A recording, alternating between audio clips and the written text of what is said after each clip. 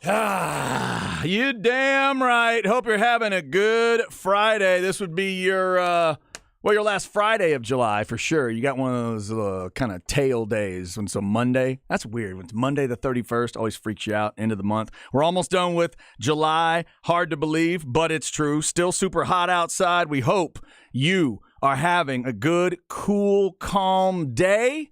I also hope Isaiah Collier is having a good, cool, calm day.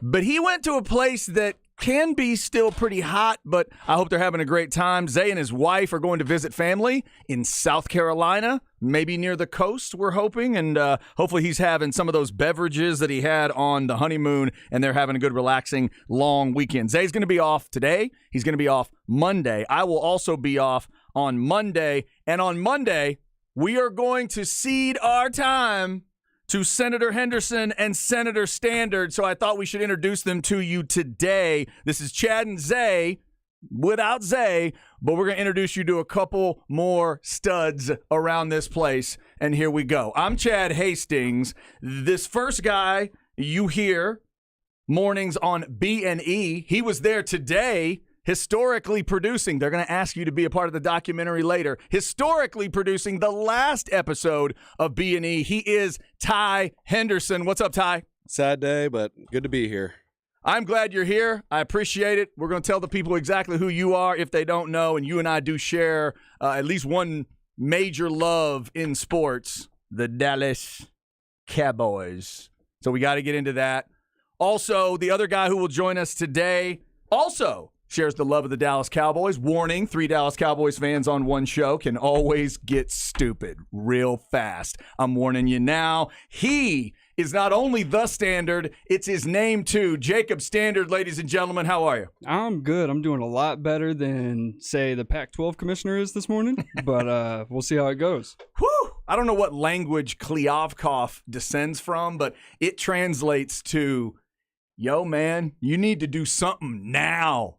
What are you waiting on? That's the translation. But I give him credit. At Pac-12 Media Days, he sounded as calm as he could sound, but he does end up being dead wrong. The other thing we'll mention throughout the show today, these two fellas, Ty and Jacob, bring you the Abnormally Average podcast. Check it out wherever you get your podcasts. Go look them up. Go check it out. How long, Jacob, has the Abnormally Average podcast been rolling? The Abnormally Average podcast has been rolling for about 2 months. Okay. We're working to get better on our consistency, but it is a new thing that we're kind of testing out and figuring out all the ins and outs of. And scheduling for two guys who work at the same sports media company is surprisingly difficult. Oh, yeah, that can be tough. Yeah, if you're working different times of the day, you're trying to coordinate everything. Well, we got to schedule around my nap schedule. It's usually the biggest issue. Well, because Ty is a part of a shift. I heard the guys talking about it this morning. It is a shift that will make you appreciate naps the way you appreciate found money. Yes. Like if you've ever found a $100 bill and you got to keep it, it was free and clear, nobody's around, and you got to pick it up, that's like a nap when you work a morning shift. It's just magical. Sometimes it just happens. And sometimes it happens while, you are in line at the grocery store. And you just pass out right there on the counter. Well, I don't have narcolepsy, really? But okay, that's good. You don't have that? No, it's usually, but the issue, I try to keep it down to like 30 to an hour, but that never happens. It's usually about a 2 to 3 hour. Okay. If it's a real deep sleep, getting a good sweat on, probably 4 hours. We've had to add a couple rotation players a couple times. Okay. Just because I know Ty at this point, and I know that if we hit a certain window in the afternoon where it's the only time we can do it, Ty's not getting up for the show. Gotcha. Yeah. Okay. So let me see if I get the bio stuff right, and y'all help me fill in the blank. So Ty, they always talk about you being a Westlake guy. Are you born and raised Westlake, or were you born somewhere else? Born in Austin, moved to Westlake in 5th grade. Born in Austin, Westlake, 5th grade on, and the college is you went to Texas Tech but pretended to go to Texas? No, I went to Texas Tech, withdrew after like 2.5 months. Uh-huh. Came down here, started living on campus, going to ACC for a few years. And then, after I didn't get into UT, and I was being a fake UT student, you're right about that. Okay. I graduated from Texas State without ever going out there, spending a night there. I just lived in Austin the whole time. So Texas State grad. After 6 years in the summer. After all that. Look at you. Go Bobcats. I like that. And by the way, nothing wrong with the ACC person kind of trying to appropriate the UT thing. That happens in College Station too. They're those blend folks. Oh, I know. Yeah, They're those blend. I spent a month in College Station during that time. Did too. you? Okay, Oh, yeah. They're those folks that if you look carefully in their wallet, the card says blend, but they will tell you A&M every time. So, all right. So that is Ty's story. And then your teams, you're a Cowboys guy. You are, because of the Texas connection, you're a Longhorn fan first and foremost, correct? I got Vince Young 10406 tattooed on my wrist. That's my team right there. There you have it. More than the Cowboys. Okay, that is certainly more than I have tattooed on me because I got no tattoos. That means Ty is a fan of the two big circus tents, the Longhorns and the Cowboys. That is certainly big. Baseball-wise, then, are you also Rangers and Mavs? Oh, yeah. Dallas all the way. All right. That's why Ty and I get along so well. Now, Really? to Jacob's, absolutely. You haven't realized that? Because he aligns with one city, though. You're kind of all over the place on your sports Well, teams. but I'm all Dallas teams, too. I mean, my Dallas teams, I spur off, but I don't spur off with Houston or San Antonio or any of that mess. Yeah. None of the untouchables. Got it. It's Yeah. Dallas teams, and then there's that weird Atlanta Braves and Tampa Bay Buccaneers story that nobody understands. That's weird. I get that that's strange. All right, Jacob Standard, you were born where? I was born in Hutto. Well, I grew up in Hutto. I was born in Cedar Creek. Okay. Yeah. Wait, Cedar Creek. Is that Houston? No. It's like 30 minutes outside. Bastrop? Yeah, Bastrop area. Yeah. Oh, okay. All right. You're born over there. You grew up in Hutto. Yeah, went to Hutto pretty quickly. So Cedar Creek was just kind of where I was born. But Hutto is definitely where I spent a majority of my time growing up. High school? High school, Hutto High School. Hutto. Yep. Okay. Well, Hippos? Oh, yeah, the Hippos. All right, we got to have a conversation here because it's one of my favorite traditions in the area. I love little small town traditions, and the Hutto Hippo thing is one of my favorites. Okay. The story I've always heard is that it goes back to like the 1900s, and a circus was coming through, and the train derailed, and a hippo got loose and started running around Hutto. And that's why the Hutto Hippo thing stuck, and then eventually people started doing the thing in their yards. Yeah. Is that what you've always heard? That's the story I've always heard, Okay. minus the train derailment. That's a very dramatic That's element. how I heard it happen, Oh. that the hippo got loose because the train somehow messed up. I mean, I'll take it. That train track does run right along the side of 79 all the way right through Hutto. Now, I keep adding stuff to the story. Like sometimes I'll tell people the train hit a milk truck. Perfect. Sometimes I'll tell people the train hit like hit a presidential procession or Absolutely. whatever. Yeah. But anyway, so when you were growing up, coming through like in high school and everything, did you guys have hippo in the yard? Oh, yeah. Everybody in Hutto has a hippo. So do the businesses. If you don't have a cement hippo outside, you're still kind of viewed as the outsider, right? That's an actual thing? Oh, yeah. Everybody You has haven't the hippos. seen the hippos in Hutto? No. Oh my God, Ty! It's one of my favorite Oh, things. yeah. It's in one high of my school, they I would love go about put Hutto. plastic ones all in people's yards for the football players. A few years ago when Kevin Dunn and I were doing the afternoon show, we'd go out to different HEBs. And when we hit that HEB up there off of the toll road, Gaddis School up there, there's a giant hippo right out in front. And I'd take my picture with it and, pick a picture of it as we were going in. Hey, come see us. And everybody's got them in their yard, the little hippos. Where do you buy them?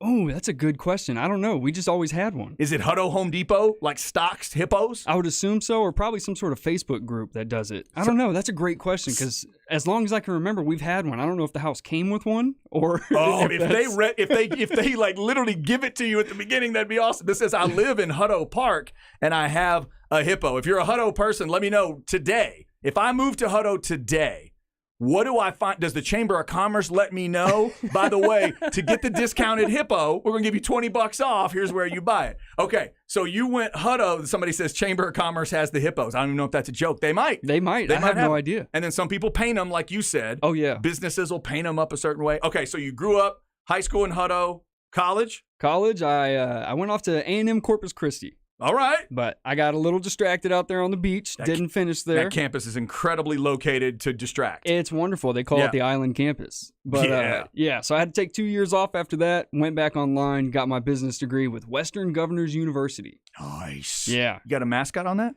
The Owls, I believe. The Western Governor Owls? I believe so. Sweet. Yeah. Okay. Fair enough. And then for you, we mentioned Cowboys. So then college teams. Who do you root for? College teams are interesting for me. So we didn't have a big college sports atmosphere in the house growing up. So I've told people for a while now, my college allegiance goes to the highest bidder. Oh, okay. You're one of those guys. And here on this station, the highest bidder is the Texas Longhorns. So that's why right now on your left breast is a Longhorn logo. I got you. All right. Yeah. So you are focused in on Quinn Ewers and these Longhorns right now. That is fair. So Cowboys, Longhorns, baseball, and basketball? Astros and the Lakers. Whoa, okay. Yep. Little curve there. A That's little all right. bit. It Yeah. it works well in our podcast because I hate LeBron and the Lakers so much. Is that right? That we get in some pretty good spats. Usually, all mine are purely emotional. Not many statistics are coming out. So, but- so Jacob allows you to get your first take on, right? Where Oh, you he just does. you go Stephen A. and scream and yell. yeah, I mean, he usually just Oh yeah, all I gotta do is tee him up and say, "How great is LeBron?" And then Ty, you can kind of see it on his face Well, start to stew. How great Chad, last Friday when you is were gone. LeBron? It was last Friday, right? When you were gone. That's correct. And me and Zay hosted. Uh-huh. He wore a LeBron Heat era T-shirt just to piss me off. Oh, Zay did? Yeah, That's that's the first thing I was like, "Is that a LeBron shirt?" And he's like, "Like I knew you'd get pissed off. I wore it for you." That sounds like Zay. One of my favorite rivalries that I've learned about this last year or so is the rivalry between Zay and Ty, because it is the rivalry between Westlake and Bowie. Oh, I didn't even put that together. It just exists. Like you can feel the energy between the two. All right, so these two fellas are going to be joining me today. Again, check out the Abnormally Average podcast. There's a lot of things to get into today. I mentioned that Ty was producing B&E today. Just a quick, shout out to B&E. Last show for Bucky this morning. So ultimately the last B&E and the last Blitz and all that, it was emotional to hear. But if y'all have heard me, I'm one of those saps in this business that I think last shows matter. And I like the idea that the guys get to say goodbye the way they want to, and maybe even could be a little earlier than somebody told them, but just do it their way and get the goodbyes in. So last show for us, Zay and I are going to be on Tuesday, and that's for a couple of the shows. And, so things will be, coming to an end in terms of the shows that you've been enjoying, hopefully, on The Horn. Remember, The Horn will continue, and starting August 2nd, we had some texts coming in yesterday. Hey, what's going on August 2nd and moving forward? Don't exactly know yet. Don't have that kind of information yet. As soon as it's available, you will know that information. So we do appreciate the support all these years, all the shows, and it is sad it's coming to an end, but I am glad that we are getting to say goodbye to all the great listeners, and I've been watching all the different people making their comments on social media. So don't think that that's a little thing. That little bit that you're typing to one of our guys, it does matter. It's a rare job when somebody tells you you're doing a good job while you're doing it. Nobody takes the coffee from the guy at Starbucks and goes, "You know what? You're doing an amazing job. What's your name?" "Steve." "Steve, you're the man. You're the man." Nobody gets that done in like our business does, where people will just walk up to you and say, "Oh my God, I love listening to you guys. You guys sound like you're having so much fun," whatever. That's our oxygen in certain ways. So thank you so much for But that. it goes both ways. Yeah. And it goes, The crap talk too, yes. Oh, absolutely. which I love. Yeah. I embrace it. Bring it on. And the crap talk happens, and that's why then we just got a text that says Bowie grad Westlake can suck it. Exactly. What rivalry? By and the that way? and that text and that text line is about sometimes the locker room vibe. So understand, when and that's what I've had to get some of the guys to understand over the years. Like when the listener's taking a shot at you on the text line, just think of it as the locker room. Because as long as you can give them a decent comeback, they probably don't hate you. They probably really like you. So thank you for interacting with our guys. Thank you for supporting the shows, and they do appreciate all of that. By the way, one day, years ago, I did try to return the favor to another business. Because I used to hit, when I was doing Longhorn women's basketball, I would hit the Jack in the Box out on 290 coming back, because if it was late, it's about the only thing that was open. I'd hit the 290 Jack in the Box drive-through. It's one of my favorite drive-throughs because you get the pre-menu. I get to just figure out what I want. Then I get to go up there. And I experienced the greatest drive-through service I have ever had, by far, without a doubt. And her name is Etta. And I don't know if Etta's still out there working. I don't know where Etta's working. But Etta presented me with the greatest experience I've ever had. And when I got to the window and she handed me that cup, I said, "Hey." And I could see her name was Etta because she had the thing. I said, "Your name's Etta?" She said, "Yes." I said, "I want to tell you, you do a hell of a job." I was like, "This is the greatest drive-through experience I've ever had." "Oh, you're so sweet to say so." I said, "I just want you to know, you are badass." What made it so great? And you should just from the very beginning, the intro was planned out perfectly. It wasn't too corny. It wasn't too serious. It was perfect. And then it was just, the rhythm of it was perfect. Well, would you like to upgrade? Well, you're going to go medium or large on that? Large. We will do that for you. What else do we need? What else do you want to do this? Sounds like y'all had some great chemistry. It was incredible. It was incredible. I could have done a show with that, probably. She was amazing. So if you get a chance, let somebody in a random job know that they're doing a good job. I think that's a good thing. All right. So we got a few things to get to today. Some of them, most of them, very cool, very happy. One of the things is going to be sad, and we don't want to do it, but we're going to pay tribute because in addition to all the other crazy stuff we've had going on, we literally had one of our radio family members die in the last couple of weeks, and it was incredibly sad, and he's been just a fixture for a lot of us for years and years. At 105, we will pay tribute to the late Eric Kruger. I can't believe I'm saying it that way, but they put a tribute together, and we'll play that for you at 105. Also, there's Texas stuff to get into. There's Cowboys stuff to get into today. A lot of different things, and we should probably start, I guess, in the NFL. Biggest story yesterday, Joe Burrow getting carted off the field. Yeah. That got scary because once again, first I thought it was going to be turf. Then I saw the replay and I realized, nope.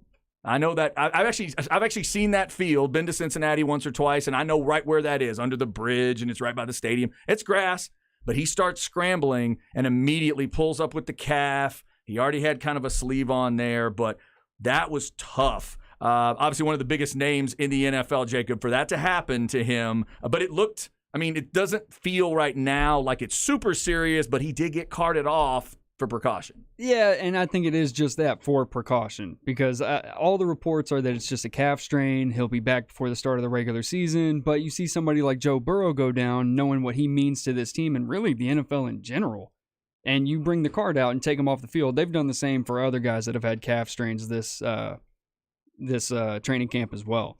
So I think it was just precautionary measure. And I know for me, even not even being a Bengals fan, I was bummed to see Joey pull up with no contact, because the NFL is better when Joe Burrow is playing football. Mm-hmm. Yeah, it was, but there was nothing on that play that felt like a defensive player needs to get off social media.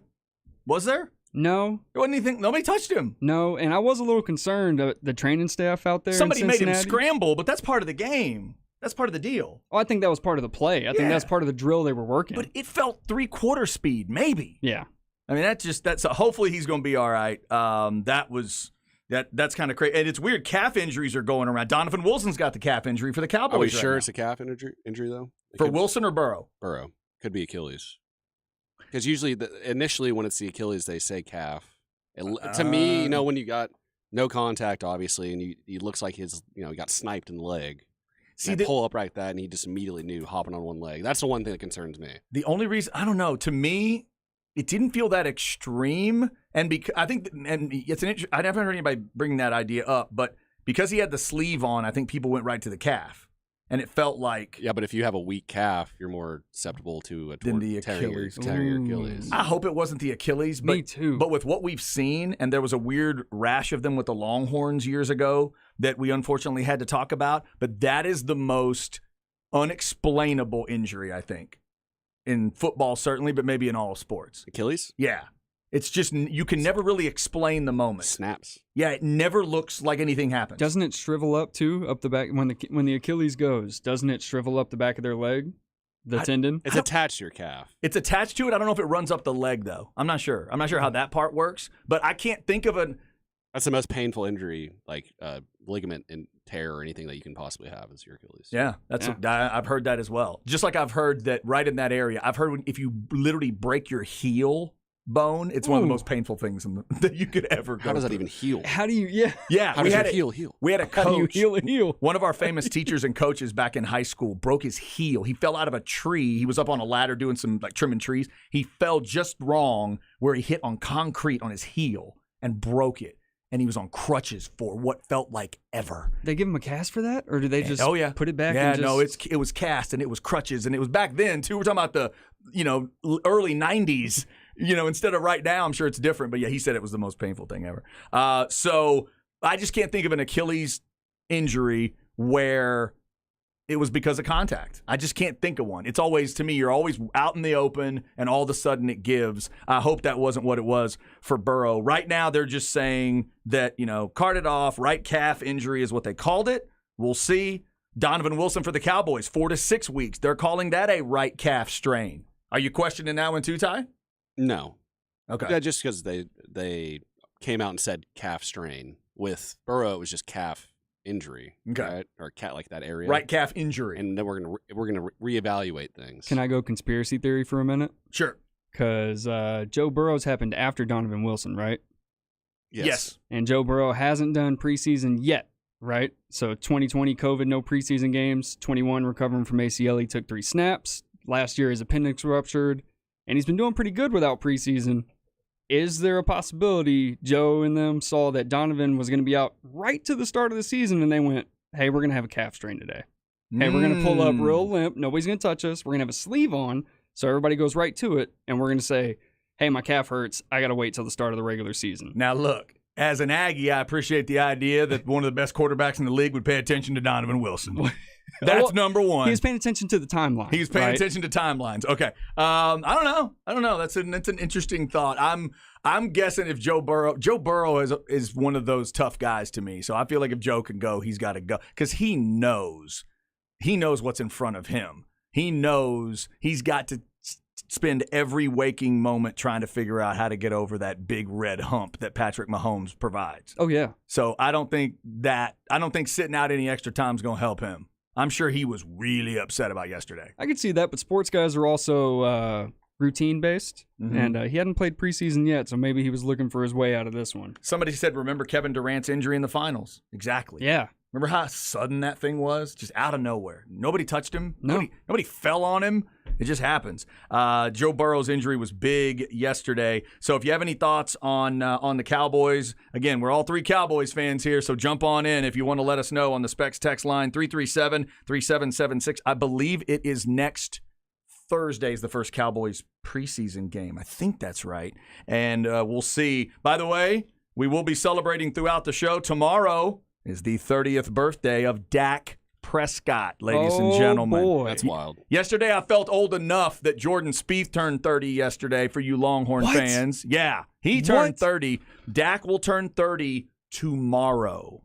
So in the early days, way back in the day when I'm growing up watching the NFL, you'd almost mark these kind of things like, oh, wait, that quarterback turned 30? You really only had about 2 or 3 more years. Oh, okay. And then and then it was over. Back in the math would tell you that once you turned like 34, you weren't getting to the Super Bowl. You weren't getting close. Now we've had guys like Peyton and Tom and Aaron change those things. And Dak, I'm sure, is going to be able to go past 34. But the fact that he's 30, it does tell you, like, when Jerry talks about clocks ticking, and it's not just about Jerry being that old, and we understand that discussion, or even Tyron Smith being up there and all the things he's been through. Dak Prescott's 30, Cowboys fans, as of tomorrow. Yeah, we're running out of time, and we're coming up on a window where we're going to have to pay a bunch of guys at the same time. And this is the time now. Yeah, we got to get it done this year. I'm hoping that the 3 of us doing this show together today can provide the energy to get Zach Martin a deal by 3 o'clock. That's what I'm hoping happens. I need that to happen in the next little bit. Yeah. Maybe it's CD first, then Zach Martin, but I was hoping that the Trayvon Diggs deal was the beginning of some momentum that would get these guys signed. You guys want both? You guys want CD and Zach Martin for sure? You think they need to pay them? Yeah. Yeah, Yeah, I mean, 100%. What's the other option? Right. I agree. Yeah, There is. I don't think there is one. you got to get it done. I don't. How long can you wait? I was thinking of this offense today. By the way, speaking of the offense. And we're up on a break here, but Luke Schoonmaker, one of the draft picks out of the tight end out of Michigan, foot injury, no timeline. He's out for a little while. But think about this Cowboys offense. There's only 2 things about this Cowboys offense that will be pretty much the same as last year. Dak and the receivers. That's about it. The running backs are clearly different. The offensive line is not going to be the same. You hope it's figured out. And then with this Zach Martin thing, it's up in the air a little bit. And that tight end room, everybody knows I'm a big fan of tight ends. If you listen to me, I love the position. I always have. Without Schultz, Ferguson's got to really do some heavy lifting. And now the guy you drafted is out for a little while. This offense just feels so different to me, not to mention play calling and, McCarthy doing what he wants to Ferguson's do. going to be the man this year. I hope 70 so. catches at least. You like that? 70? I've been saying it for months. Well, him and who was the other rookie from last year? Was it Hendershot? Hendershot, my guy. Yeah. I mean, he's more of a blocking guy, but I like him. And even if Schoonmaker, if he's out for half the year, you still have Sean McEwen there, who's been on the team off and on the practice squad and on the active roster for the past 3 years. I have trust in him as a third tight end, and I think, like I said, I think Ferguson will be a top 6 tight end. I'll take it. This year. I'll take it. Yeah, I Dalton hope you're right. Schultz. Dalton Schultz was the product of being in an offense with a bunch of other options. I think not to take away from Dalton Schultz. Dalton Schultz is a phenomenal athlete, but there were so many other threats in that offense that he was the guy that the defense were saying, if he beats us, we'll take it. And Dak loves the check down. Yeah. Mm-hmm. Yeah, that's what, and he needs that. I'm with you. I think Dak needs that comfortable tight end relationship. Hopefully, it's going to be there with Ferguson. Cowboy fans, if you have something to throw in, Specs text line 337-3776. Somebody texted Cowboys versus Jags 2 weeks from tomorrow. There you go. Cowboys getting the preseason started next week. Up next, let's talk some Texas football as well. It is pool party time, ladies and gentlemen. Longhorns actually did it during the week. Kind of strange there. Plus an incredible Quinn Ewers story that I heard our man Jeff Howe throw out today. I want to reiterate that. And speaking of things to throw out, I got a question for you on the Specs text line today. I got a question for Ty and for Jacob off of something I heard earlier on the station. And not to preview my own hot take, I just know I'm about to say something that's going to piss a lot of you off. So hang on. I'll say it, and then you can give me your thoughts right here on The Horn.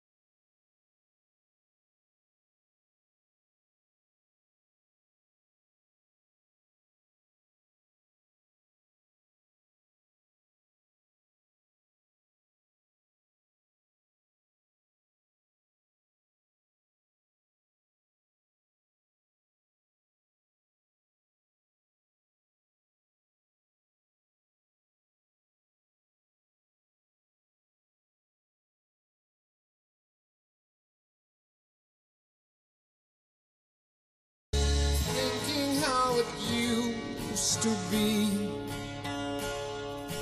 Does she still remember times like these? To think of us again, and I do. That's nice. Very, very nice. All right. There's a band nowadays that sometimes fools me, but I think this is the original article. This is Zeppelin? Yes. Yeah. The name- Tangerine. Tangerine, that's right. Easily my favorite band for song names that make no sense. And you gotta know them. He does say Tangerine in this song. Tangerine. Tangerine, tangerine. You want to know how drugs can affect your music? That's it. Hey, I'm just going to, record, and I'm just going to sing the word tangerine. Well, no, we can just call it Tangerine, Robert. You don't have, no, just hit record. Trust me. And it worked somehow. They got that guitar solo over there is Led Zeppelin, Good one stuff. of the greatest rock bands Are you talking ever. about Greta Van Fleet? Greta Van Fleet's the one that'll confuses get me you? every once in a while. And Yeah. Robert hates them. Does he? Oh, well, yeah. I am happy to know that. But back in the day, I loved knowing that Robert Plant and Jimmy Page loved Dred Zeppelin. You ever heard of Dred No. Zeppelin? Dred Zeppelin is a Yes. reggae Zeppelin cover band. They would go full on 100% reggae, but cover Zeppelin tunes. I'm going to have to check that out. Robert and Jimmy used to show up and sit in the back at shows. They loved him that Dred much. Zeppelin? Dred Zeppelin. Oh yeah, I'll give you my dad's number after this. He'll give you their whole catalog. Oh, nice. Oh, he absolutely loves Dred Zeppelin. Their version of Heartbreaker might make you cry. I'm just saying. Led Zeppelin gets us started musically today. Ty Henderson and Jacob Standard, nice enough to join me today. I'm Chad Hastings. Isaiah Collier enjoying a little South Carolina. You boys been to South Carolina before? Not once. No? I have Ty? not. I have been to South Carolina. I got to go to a game there. When remember that first game on the SEC Network when Kenny Hill and A&M destroyed South Carolina? Kenny Trill. Yeah, I was about to say. I got to go that night. That was fun. It did not completely go that way with Kenny Hill the rest of his career. I'm just going to say that in case I don't want to spoil. I don't want to spoil it.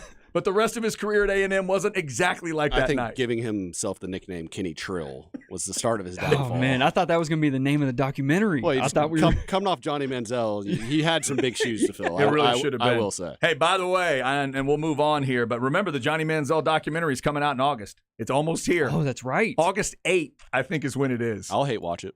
I mean, right? I'm sorry. That's one of those people you're going to have to watch. Even when he was doing what he was doing, I remember Longhorn fans, Tech fans, all kinds of different people would come up to me and like, Chad, don't tell anybody I said this, but God, he's fun to watch. Oh, when Jerry almost drafted him? Like, what the hell? When he drafted the year we drafted Zach Martin. That is the Zach Martin, yeah. I was sitting there and I was like, oh, is he really about to draft Johnny Manziel? And for a split second, I was like, you know what? I could get down with that. I was gonna say I had actually convinced myself it was a good idea. Now, to be fair, the Johnny that turned into Frederick. Wasn't that Travis Was Frederick? that Travis Frederick? I think that was Frederick he drafted instead of Manziel. Was it? Am I right on that? Double check that one. That would have been the 12 season, so 13 draft. The 13 draft, I think that was Travis Frederick. Either way, it was an offensive lineman that turned into a badass. And Cowboy fans could go, okay, all right. And then Johnny did what he did in the NFL, and you went, whew, okay. All right, Jer. Way to go. Okay, so it is Friday. We're rolling through, and again, there's going to be a very, very serious part of the show at the top of the 1 o'clock hour because we did lose one of our own recently, in addition to all the craziness that was going on. Eric Kruger, a guy I've worked with before in multiple situations. Eric was one of my favorite guys in radio, worked in Austin radio for basically 30 years. He was a metalhead like me, weird guy, but in the best way possible, like probably people would say about me and a lot of people in radio. Eric died. We feel for his wife and his family and friends. They're going to have a service this weekend, and they decided around the stations that we would put a tribute together. So we'll play that tribute to Eric coming up at 1:05. We'll get into some Texas Longhorn stuff here in just a second, but I do want to throw out the topic of the day, because I heard Aaron and Bucky mention this morning that a legendary movie has its anniversary today. Today in 1978, Animal House was released. And for many, many people, this is an iconic film, and it cannot be topped, and I totally get that. If you're the right age, if it hits you the right way, I get it. But we all know comedy is subjective. So here's my topic for the day. I think Animal House is one of the most overrated movies of my life. I don't think it's bad. I just think it's overrated. I think people overcook it. And over time, I don't think it lives very well. If Craig Way's listening right now, he's not going to talk to me for a month. I get that. So here's what we're going to do. It's a two-parter. A, I want you to tell me the overrated comedies in your life. Those comedies that everybody swears by, but you think, no, man, that's just not my movie. So I want your overrated comedies, and give me a comedy you think is better than Animal House. My list would be long, but yours might be really short. If you think Animal House is Mount Rushmore, is there anything above it? What's better than Animal House for you, and what's overrated in the comedy realm?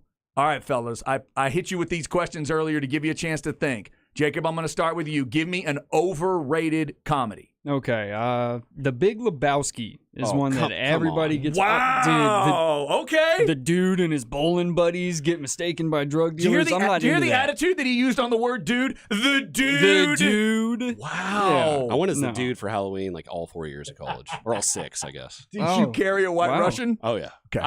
I well, you know, I don't know if you know this, but Or did you carry the milk? The half and half? I've been in a few bowling leagues, and I only drink White Russians when I'm at the bowling alley. Oh, gee. I told Bucky I was going to take it out of my car. I still got my bowling bag in my car. That The is so heat, funny. I haven't checked. Hopefully, the See, heat hasn't cracked and it. right away we have a disagreement because I can tell you like it, and I love Lebowski.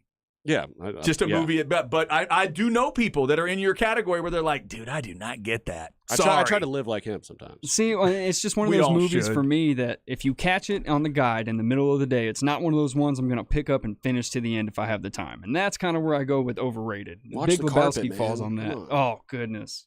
What does he say about it? It's like, that's a Persian carpet. ties the room together.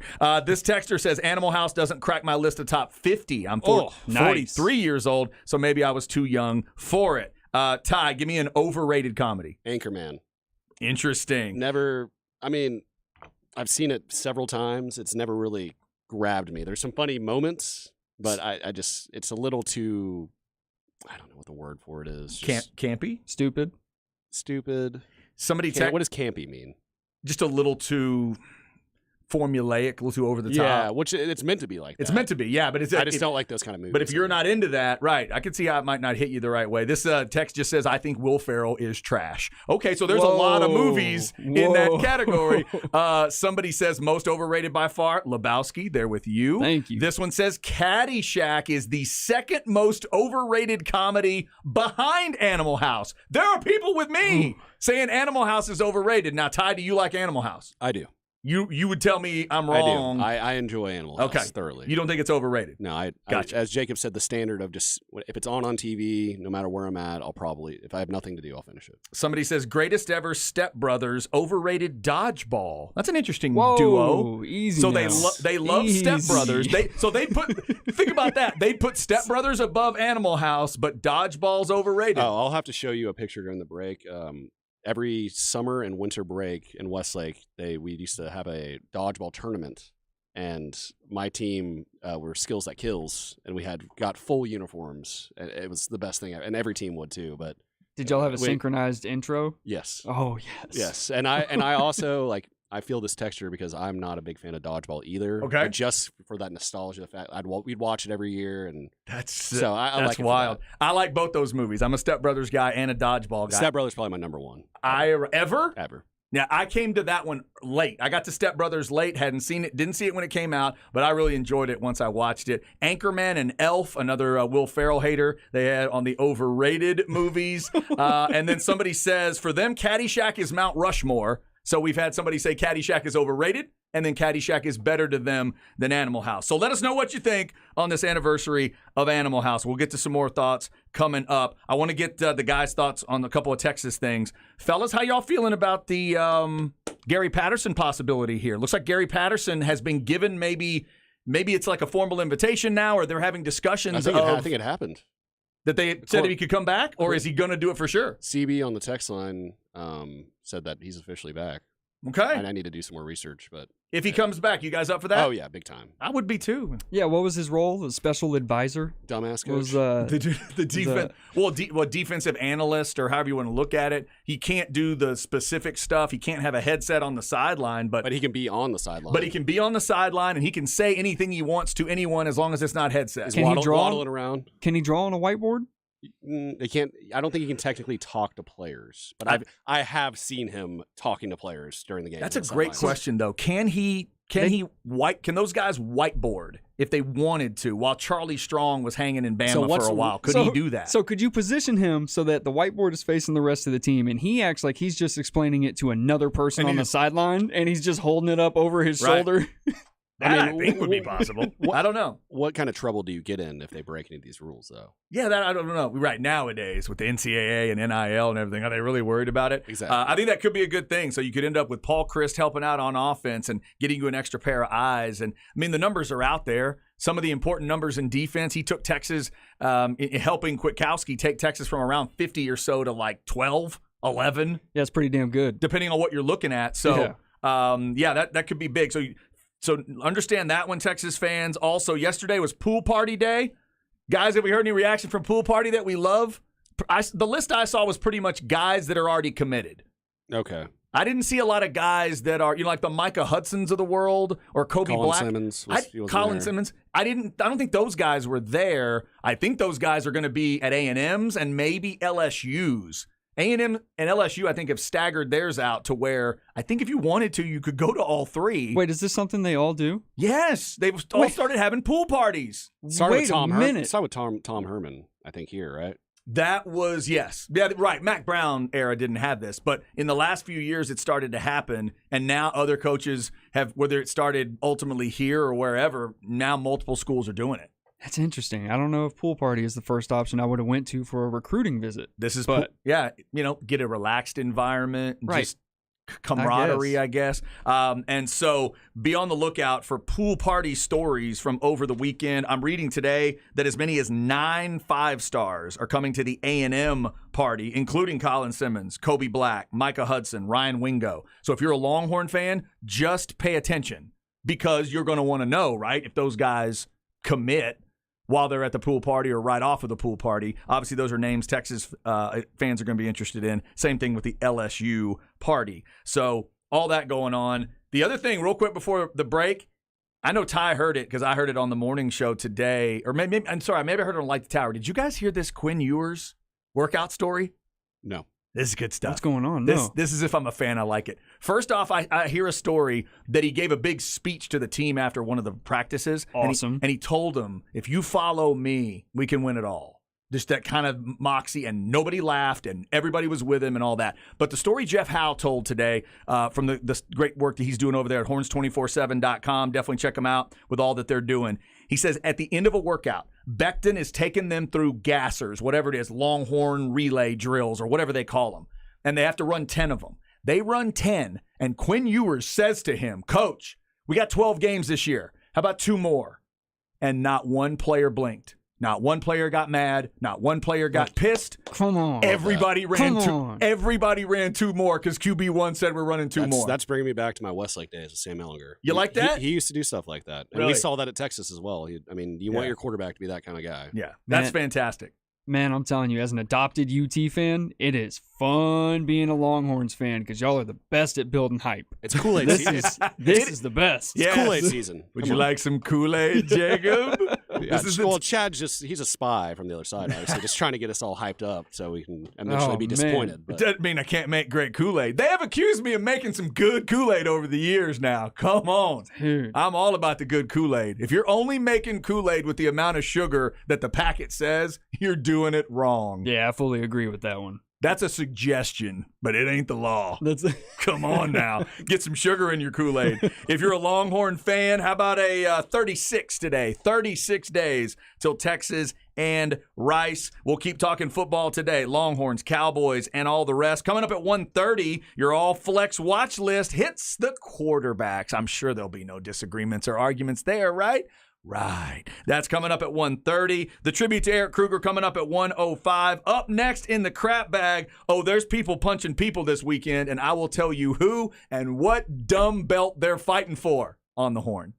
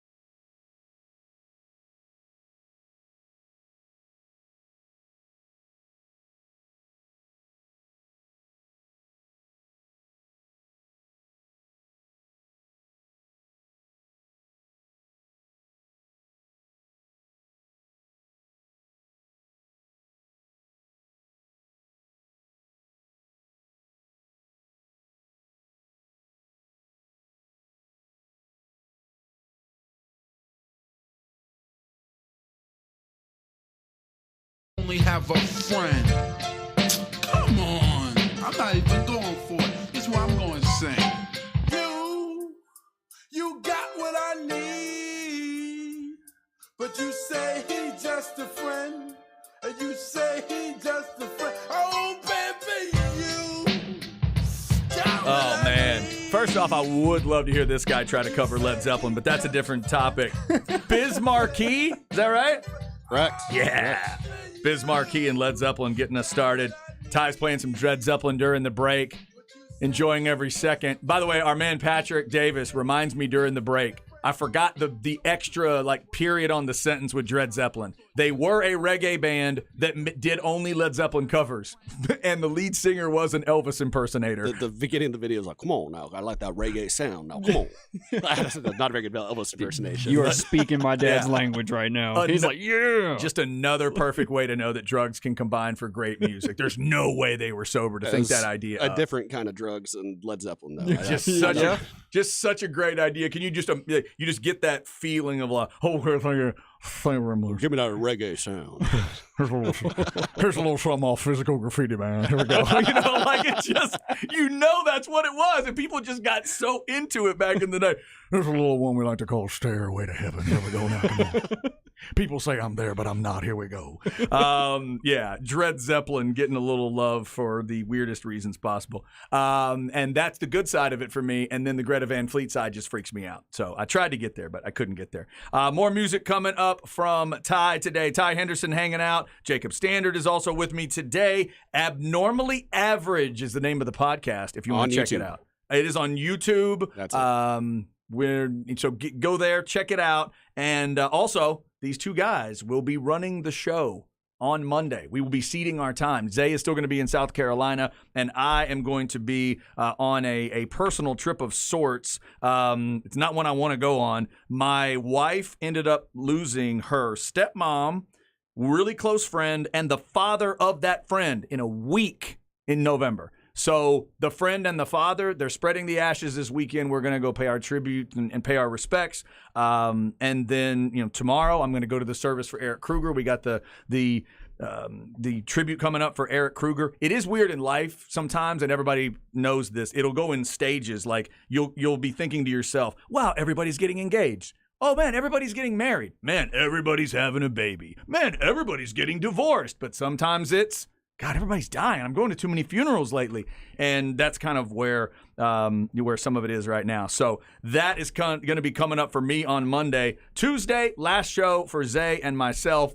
And having all the death going on, that'll give you some perspective on what really matters. So we appreciate everybody, though, reaching out about the guys and the shows. Last shows on the 1st of August, or maybe before. Technically, the last B&E today is Bucky's last show today. But Ann sent an email that said, to all the on-air staff and their many producers, I have gotten to meet some of you when you've been out in my hood, Chad and KD, Rod and Patrick, and E. Hogan. Been able to thank you in person. But to all of you, thank you for the years of entertainment, the sports, the laughter, the news and info, and the wonderful music. I'm sure she's referencing Led Zeppelin.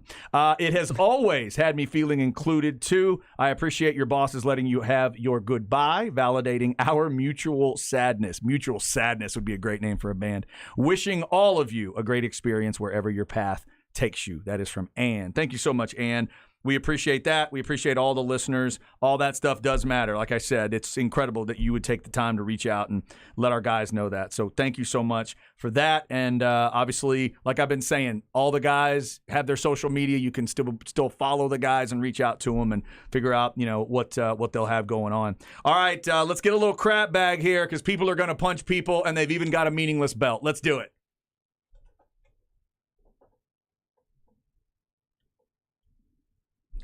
Brought to you by AV Consultations, 255-8678, or go to avconsultations.com. Shout out to Tom McKay and all the great work they do at AV Consultations. All right, Ty, Jacob, either one of you guys fight fans? You into UFC? Big time. You love UFC. Ty? I'm a casual. Casual? Okay. Actually, can I rephrase? Yep. I like seeing people get knocked out. I don't know all the technicalities of it. I don't understand the scoring. I like the early naps, though. Okay, so you don't want, ground and pound. You don't want long, drawn-out wrestling stuff. You want knockout early. I've grown to appreciate the wrestling a little bit, especially when it's very dominant. It's 5 minutes of I'm just going to pummel you. You can't escape. don't like watching joints go the wrong direction. That's just a personal. Yeah. I have to look away at that point. But yeah, definitely a fan of the huge knockouts. The off button. Oh yeah. Right. Or sometimes it's the pause button. Well, Sometimes they'll hit the mat and then kind of wake up. But either way, that is entertaining. So this weekend, I would argue this is a good one if you're one of those UFC fans. I don't know if this is the one to draw you in necessarily, but there's some good fighters going on here. And the main fight is for the BMF belt. I couldn't make this up if I tried. They came up a few years ago with a BMF belt. Yes, Bad MF. That is what it stands for. And they had a belt. And it was, Masvidal against somebody. A Diaz against Masvidal, One I of the think. Diaz brothers. Yeah, I think Masvidal won it. Can't even remember. Now they're going to have another one, and this is Dustin Poirier and Justin Gaethje. But more importantly, they are number 2 and 3 ranked in lightweight at 155. This is a nice little fight. If you want to peek in, if you can get somebody to pay for it and you peek in and show up at the house, it's not bad. 9 o'clock as usual tomorrow night on ESPN+. Poirier and Gaethje main event. Co-main is Jan Blachowicz, former champ at light heavy, against Alex Pereira. That's 2 versus 3. That's a good fight at 205. Plus, Stephen Wonderboy Thompson is on the card, third fight out. Stephen, you had the most boring fight I've ever seen in my life, brother. Don't be bringing me one of those. Don't make me pay my money and you don't want to punch somebody. Get in there and fight, son. Tony Ferguson, El Cucuy, one of my favorite nicknames ever. The Boogeyman is involved. I can't wait for that fight because he's fighting some dude that I'm not a big fan of. In fact, I didn't even write his name down. So, Tony, I'm all for you. And then Michael Chiesa, another fighter I like at 170. That's all on UFC 291 is where they are. And they're not in Vegas this time. I want to say they're up in Canada maybe for this fight. So that is coming up tomorrow night. Also, we'll celebrate throughout the show, but Cowboys fans know that your quarterback turns 30 tomorrow. Dak Prescott, 30 years old tomorrow. We'll be talking about that. We've got your All Flex watch list quarterback edition coming up at 1:30. We will also pay tribute to our man E. Kruger coming up. We lost him way too soon. A tribute was put together. I haven't even heard it, so I may be about to cry. Shout out to Eric's wife and his family and friends. We are thinking of you today. The tribute to an Austin radio legend you may not even know about, but you need to know about him, is coming up on The Horn.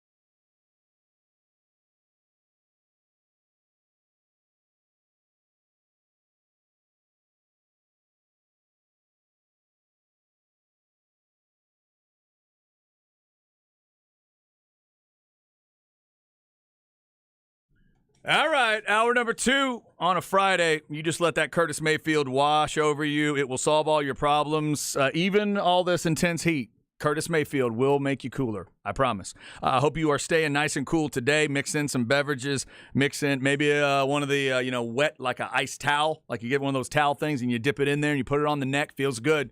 Kids, if you don't know that, the old folks like us will tell you, shade and something cool on your neck. You get those two things, it's a pretty good day.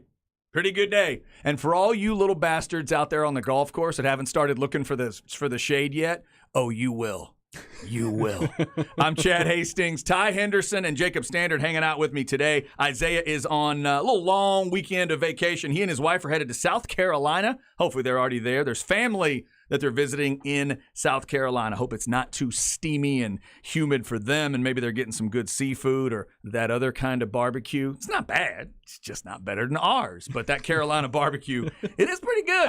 I'm a fan of it. That's like the mustard sauce. Yeah. Right? Oh, yeah. I dig it. I don't dig it more than Texas barbecue, So would you consider Salt Lick but I enjoy it. Carolina barbecue though? Since the sauce, do we base that off the sauce, or is it? There's there's a lot of factors to it, obviously, but I never would think of it that way, but their sauce does kind of point that way it does. a little bit. It's Yeah. mustardy. Yeah. Oh, really? Then I love Carolina barbecue. Their sauce kind of heads that way. But I enjoyed the time when I got to go to the South Carolina game. We talked our way into a couple of tailgates, and they were busting out that barbecue. It was good.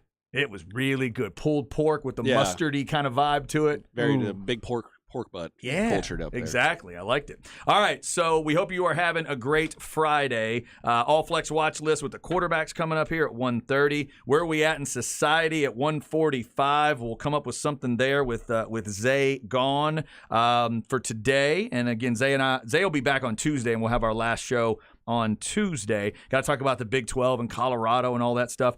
Cowboys, Longhorns, it's all been mentioned. I did want to start this hour with a tribute, and it's one I wish we didn't have to do, but I feel like we do. So this will turn so let me take it behind the curtain a little bit, and we'll get it started in a second. But the other day, and this is like all the stuff is going on about what's going to happen at the station and all these different things. And people are freaking out, and there's meetings about this and that. And, oh, my God, did you see what on some Twitter, and was it there? And there's all these little things everybody's trying to figure out about what's going on with the station.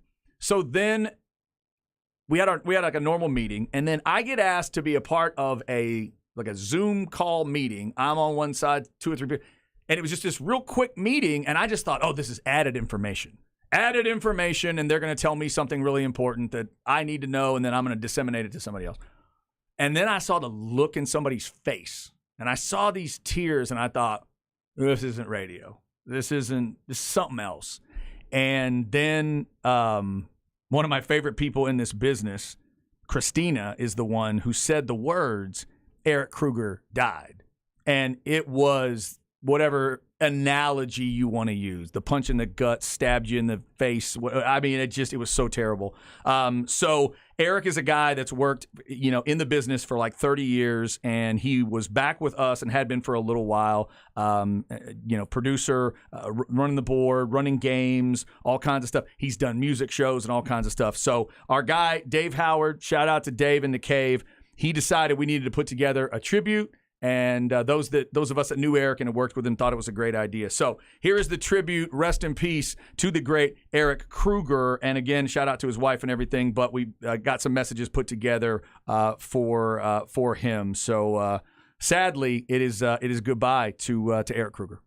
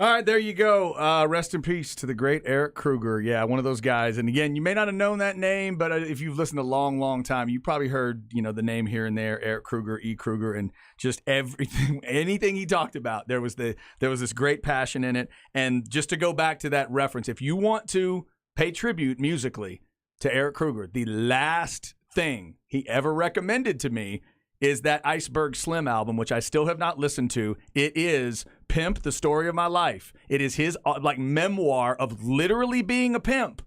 And he's reading. It's like an audio book that they made into a rap album is basically what it is. And he heard Zay and me talking about rap, some particular rap album. And for some reason, he walks in, he told me about it, and it's one of those weird things. He let me borrow his only copy, and then I felt so bad about it, I gave it back to him and said, man, I'll look it up on YouTube or something, I'll find it. In a weird way, I wish I'd kept it because I would have that now as a memory of him, but I do have that album. I'm going to listen to it. E. Kruger, wherever you are today, brother, I will listen to it at some point. I just haven't gotten myself quite to that mindset yet of, okay, I'm going to take the time. I'm going to listen because Eric was a music snob far beyond where I am, far beyond probably anybody I've ever worked with. And Cap said it best. He knew music better than anybody. The way Craig Way knows Texas high school football. Yes. That's the way Eric Kruger knew every genre of music. It was insane. And movies, too. Yeah, right. It's all kinds of things. Like Craig said, you wouldn't think he knew it. And then all of a sudden it was like, well, and they filmed that movie right over there 5 blocks away. What are you talking about? Just all those little things.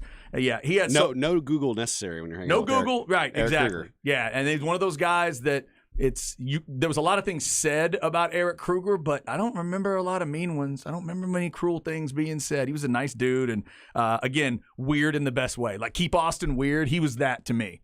He was here 30 years or whatever it was and loved radio, loved doing it. And, just a big shout out to his wife and friends and family. I can't imagine what they're going through. Whatever it is that we're all going through in these last couple of weeks, yes, it sucks, and that's work stuff. But I always say it, our job gets to be something that takes all y'all's minds off of that kind of stuff. So to any of you that have ever emailed, called, said it to us face to face. If you have ever told us that we took your mind off of death, that may be the biggest compliment I've ever heard. I've had people tell me my mom died, my dad died of cancer, whatever it was, and you guys helped me through it. You took my mind off of it. That's the biggest compliment I think we could probably get. And Eric Kruger was a part of doing that a lot through the years. So rest in peace to Eric Kruger. I'm going to go and check out the service tomorrow. I think Mike Capps might be speaking at the service tomorrow, actually. And that is a relationship, especially with baseball. As many games as you call in baseball, it really it mattered to me, as I said in the deal. It mattered to me doing basketball. Imagine baseball though.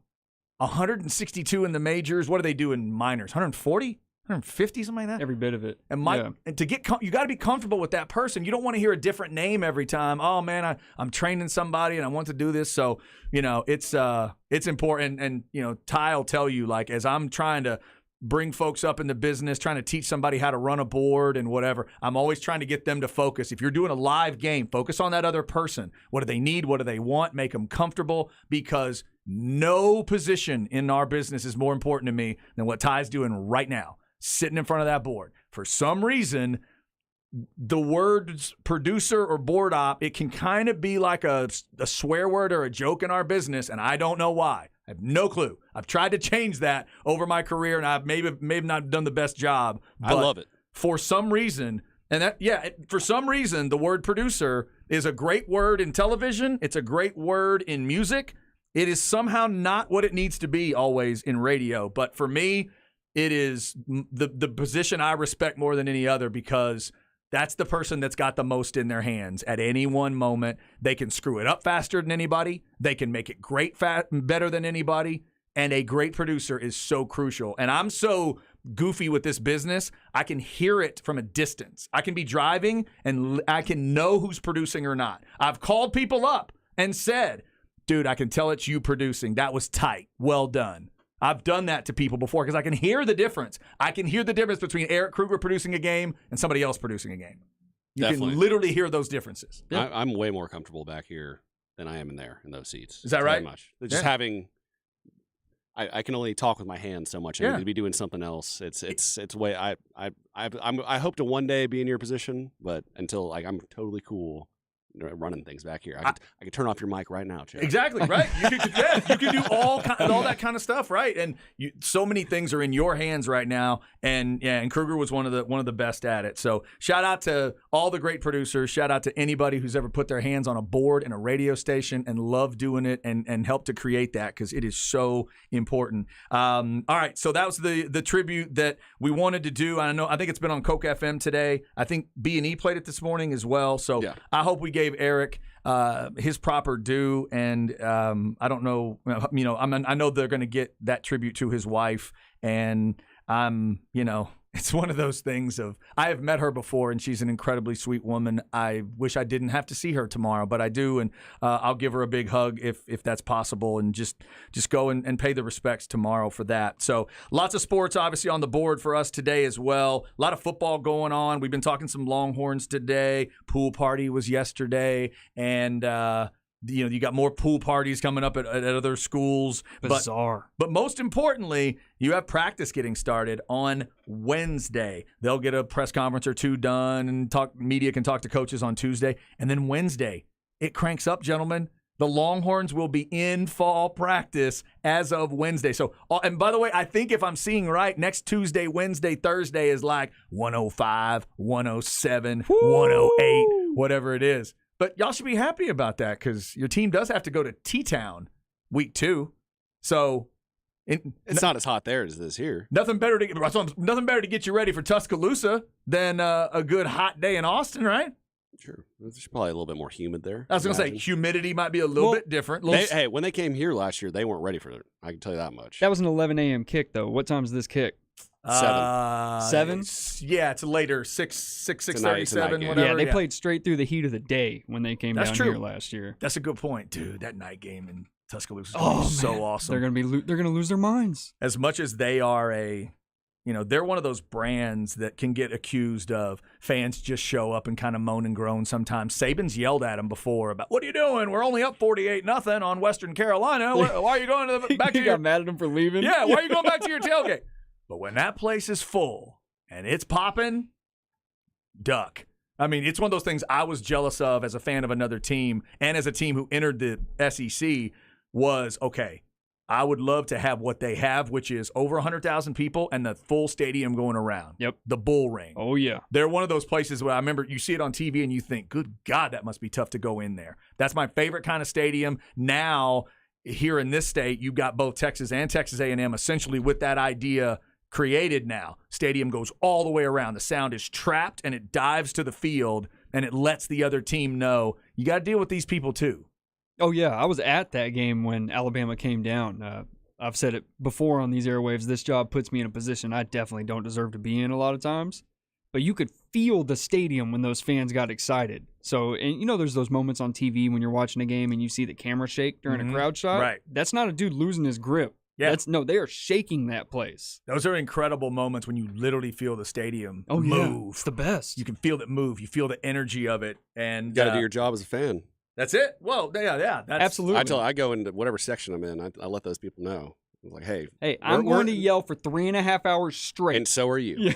I tell the story all the time about the Alabama game last year. I sat down in my seats, and there was the most classic 3, probably 60-year-old old men, Texas fans, just sitting there with their arms crossed, looking like they'd already lost the game.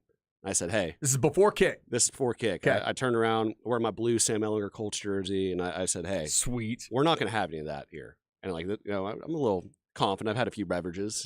Okay, wait a minute. Let me get this straight. Not only do you give regular pregame section lectures at Yeah. Texas games, you will give it to 3 60-year-old men? Listen, yeah. And so they kind of looked at me like, what are you about to tell us? That's going to change anything? And I was like, I told you're sitting, all 3 of you look at yourselves right now. You're sitting there with your arms crossed. You look like you already lost the game. You guys need to stand up. We're going to win this game. And of course, they're like, all right, we'll give it a chance. They kind of respected the fact that I called them out. And Here then we go. And then we started playing well. And I was sitting next to an Alabama fan who it turned out the older men ended up telling me that this guy had like a show on HGTV Whoa. It was it was a big it's called Southern Comfort Where or were you something. sitting? So you were sitting next to like a TV star. Yeah. Yeah. No, but Okay. I had no idea, and I was getting in this. I was like, chest bumping this Alabama fan because he was like kind of playing into it a little bit, like, oh, we're gonna kick y'all's butts, whatever. And then it was a game, and I was like, what's up, man? And then he left at halftime, never came back, and those old dudes were like, yeah, you got that guy out of here. That's awesome. Like, and by the end of the game, they were fully bought in. They gave me hugs when we left because I felt Nice. obviously I was very disappointed. Oh, in yeah. the 2019 loss, but Hey, you got him ready? I'll do that for you. Yeah, You did? I got in a fight with some kids at the TCU game. Hey, there you go. Not too big of a fight, but I mean, I'll talk some smack. I would have loved to to our have phone seen, fans too. I would have loved to have seen what you did to him if he didn't leave at halftime and that late field goal goes through. I would Oh. love to have seen what your reaction would have been. Probably would have shook his hand, sat Oh. down. I'm pretty respectful by the end of it. If you bring some, I just like beefing with people, but in a playful way, but kind of serious. Yeah. To where at the end of the game we can still have some mutual respect, and we're not like cussing each other out, getting in a fist fight. It's like, all right, but sometimes TCU fans, for example, last year, they're not very respectable in most cases. Johnny Rogers, I love you, you're respectable, but the student sometimes can be a little uptight, and that it has to be handled. I can see that. I can see that. I could also see Alabama fans acting something like spoiled babies just because they're so used to winning. Well, everybody I talked to that was an Alabama fan said they had never been in an environment like that, and I was like, really? Seriously? Like, I feel like I'd been at louder Texas games. I hadn't personally. experienced many environments like that. That was a special one.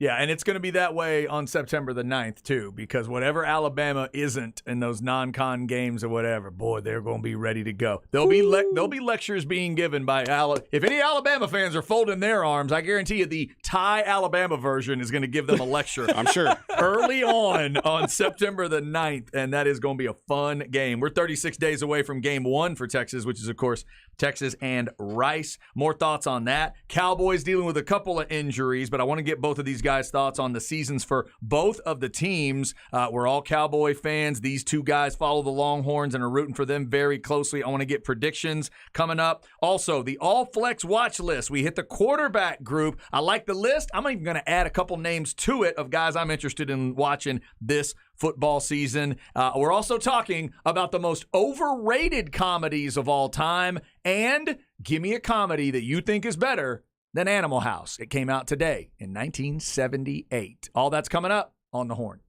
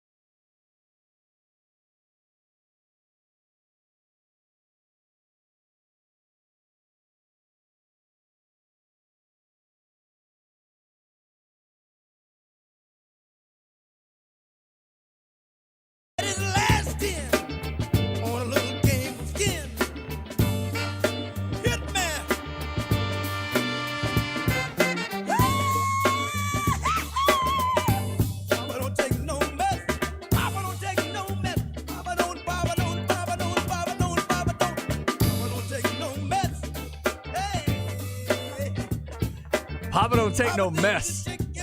That's good stuff. All right. My gut says James Brown is the way to go there. Yeah. And Papa Don't Take No Mess. Mm. That's the name of the song. It's beautiful. It's a beautiful title. The Godfather. That's words I live by. Right. Godfather of Soul. I never saw James Brown live, but that's a show right there. That's a show. That man had a little pro wrestling in his show. I appreciate anybody who put enough pro wrestling in, where he'd do the bit at the end where he would be too weak to continue. Wait a minute. It was the best. Most artists would just go off stage and they get a little drink and maybe, wipe off a little bit, calm down. Now we're going to come out and I'm going to do my 2 biggest hits or whatever. That's how everybody does it. But James Brown would do this thing where he'd get to the end of that last main song, right? And he'd look weak. And he'd look like his knees were getting a little shaky. And a man would literally walk out on stage with a cape, with a big cape, and throw it over his shoulders and help him off stage. And you thought, oh, James has put so much funk out there. Wow. He's done. It's over. It was like a fight. It was like, again, like a wrestling match or a fight or a play. And then he'd go off stage. But the band would keep playing and it'd kind of mellow out. And then all of a sudden, he'd come back on. He'd gotten a little, he'd hulked up. Right? He'd get ready to go, and he'd come back on and do a couple more songs. And they would do that sometimes like 2 or 3 times at the end of the show. Wow. Incredible show. Commitment to the bit is amazing. They would do that every time. Yeah. Yeah, it's a good thing. Good thing they didn't have social media because the bit would have been over. He would do it at least twice, I think, was a regular for a James Brown show. I remember the first time I saw that. Somebody showed it. I see it on TV off a record. What is that? It's so great. James Brown, Biz Markie, and Led Zeppelin. That's a music festival I would have loved to attend back in the day. Jacob Standard is here. Ty Henderson is here. The weird subject of the day is overrated comedies, but then also the comedy you think is better than Animal House. Somebody kicked in with Blues Brothers to them. Another Belushi movie is better than Animal House. So to you guys, I haven't gotten that one from you. Jacob, give me a movie you think is better than Animal House. Tropic Thunder. Oh, that was mine. Really? Tropic Yeah. Thunder, without a doubt. You both picked that movie? That was exactly what I was going to say. I'm not kidding. Interesting. See, this is why we do a show. I like that. I would agree. I think Tropic Thunder is better than Animal House. You could not make that movie today, though. No, absolutely probably, not. probably not. And by the way, to that texter, I agree with you that Blues Brothers is better than Animal House. But guess what? I think it's overrated too. Same. I've never even seen Blues Brothers. I think they're both overrated. And before you think it's because I'm a Belushi hater, I think it's because both movies wasted him. Ooh. I really do. I don't think they used him enough. It's just like when I heard the first Little Kim album. Everybody was thinking, oh, Chad will come back talking about it was too dirty. Wasn't dirty enough.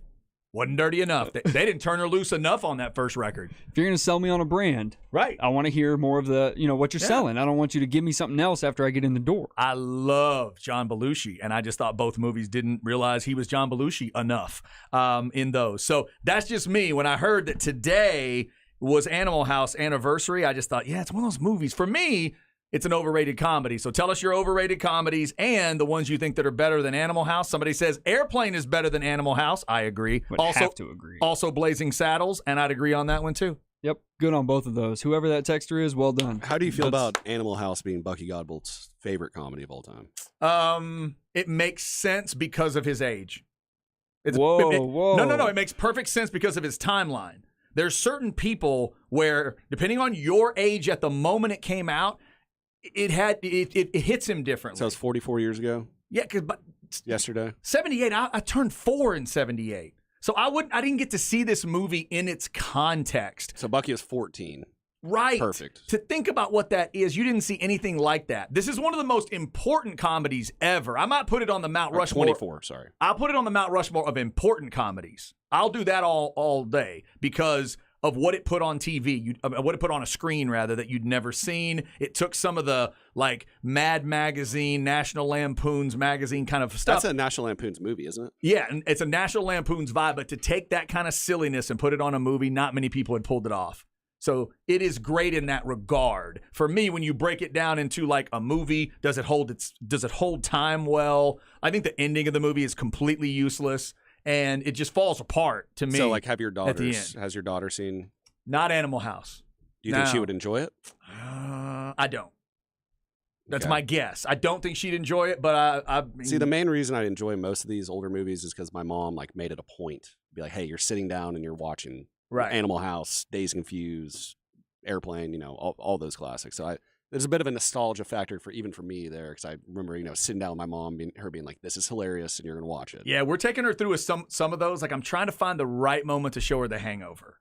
How old is she? She's 16. Oh, And I'm just trying to find that right time. But then it's like, do I want to be there? That's the other thing with the great comedies. I want her to experience it. But like, do I really want her to be there? Because you remember how it was watching those kind of movies with your parents. Well, my mom's she's a little different. She's Yeah. the cool parent. No, I know. And my dad was that way. So like, it's a little bit of a balance for me. I would say yes. Watching those kinds of movies with my parents or like stand-up specials has shifted the conversation between us. Now we can kind of we both have unfiltered comedy You can have with an each other. adult right? conversation. Exactly. I see. Okay. Yeah, That's good. There is no more protection. I did make my daughter sit down and watch the South Park musical. Okay. Oh, she's definitely ready for What, the Hangover. you saw it on Broadway? No, we watched the movie. Oh, the movie. Oh yeah, we had a 3-way musical movie thing where my wife wanted everybody to see Grease. I'd never seen Grease. Okay. My daughter wanted everybody to see Hamilton because she's fallen in love with Hamilton. Big Hamilton guy. And then I said, well, then y'all have to watch my favorite musical, the South Park musical. Are you a fan of Les Miserables? Never seen it. Never seen a movie or a production. Oh man, I've been to Broadway, seen it twice live, and then the movie. I mean, Russell Crowe, Javert in that movie. Obviously, you've never seen it, so you don't know any of these characters. But So you would advise it made me love musicals. you Really? would, you would Yeah. advise the Russell Crowe version? Well, a lot of people hated Russell Crowe Oh. and thought his performance in the movie was bad, but I loved it. Fair enough. I sing all his songs, Javert songs in the movie, in my car alone. I sang it this morning No, you did on the way to work. I did. I Nice. swear to God. That's I awesome. sang it on Craig Way's music survey. That was one of my picks on there. I think it was my guilty pleasure. That's incredible. Nice. Would you like to sing it now? I mean, I have to find the music for the background, but sure. Oh, you I'll sing want- it. I'll sing it next hour. Oh, Good we God, are signing want you like up a for whole that. production. You know what? That's why today matters right there. That's Ty sings Les Mis. That is happening. If you won't stay for that, I can't make you stay for anything else. Maybe this is how we boost producer titles in radio. Well, I'm a really good singer. Right, guys. exactly. We just kind of open the door for you're like a hybrid I'm player a now. state champion Yeah. Westlake Choir member. Ty will sing Les Mis in honor. I don't know if it fits, but in honor of Dak Prescott's birthday. How about we do that? So the song I'll sing is called Stars. So And- perfect. Perfect. Stars. There are stars on helmets, and now I'm excited. He's got a track selected. and the Cowboy star is turning 30, not 40, 30 tomorrow. All right, let's get you your flex segment. We've arrived at quarterbacks on the All Flex watch list. They're kind of important.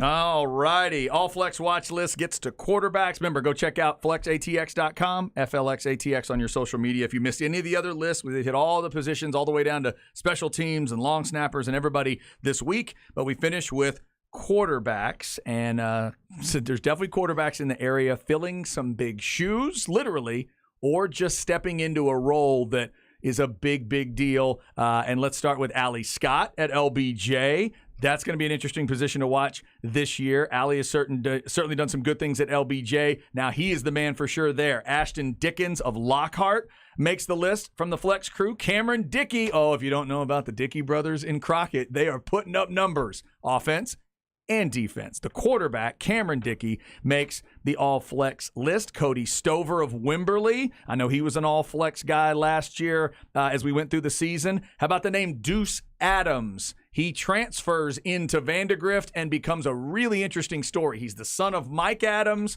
the former Texas receiver. There's also a guy named Eli Adams, his brother, that's a Vandegrift receiver. That Vipers team is going to be interesting. Caden Leone of Lake Travis, Mason Cochran of Round Rock. We talked a lot about him. Congrats to that group. They won 7-on-7. Now can they go win it all? Noah Boris of Georgetown, Paxton Land of Westlake, and Will Hammond of Hutto. Ty, since your quarterback is on that list, I'll ask you, give me your Paxton Land thoughts right now as a Westlake fan. I'm confident. Yeah? I mean, it's quarterback factory. Yesterday they ran 50-40s. In their performance course I saw on Twitter, which has been a tradition since Todd Dodge has come. 50-40s. You have to run 50-40s back to consecutively full speed. and then you finish it with 2 100-yard sprints.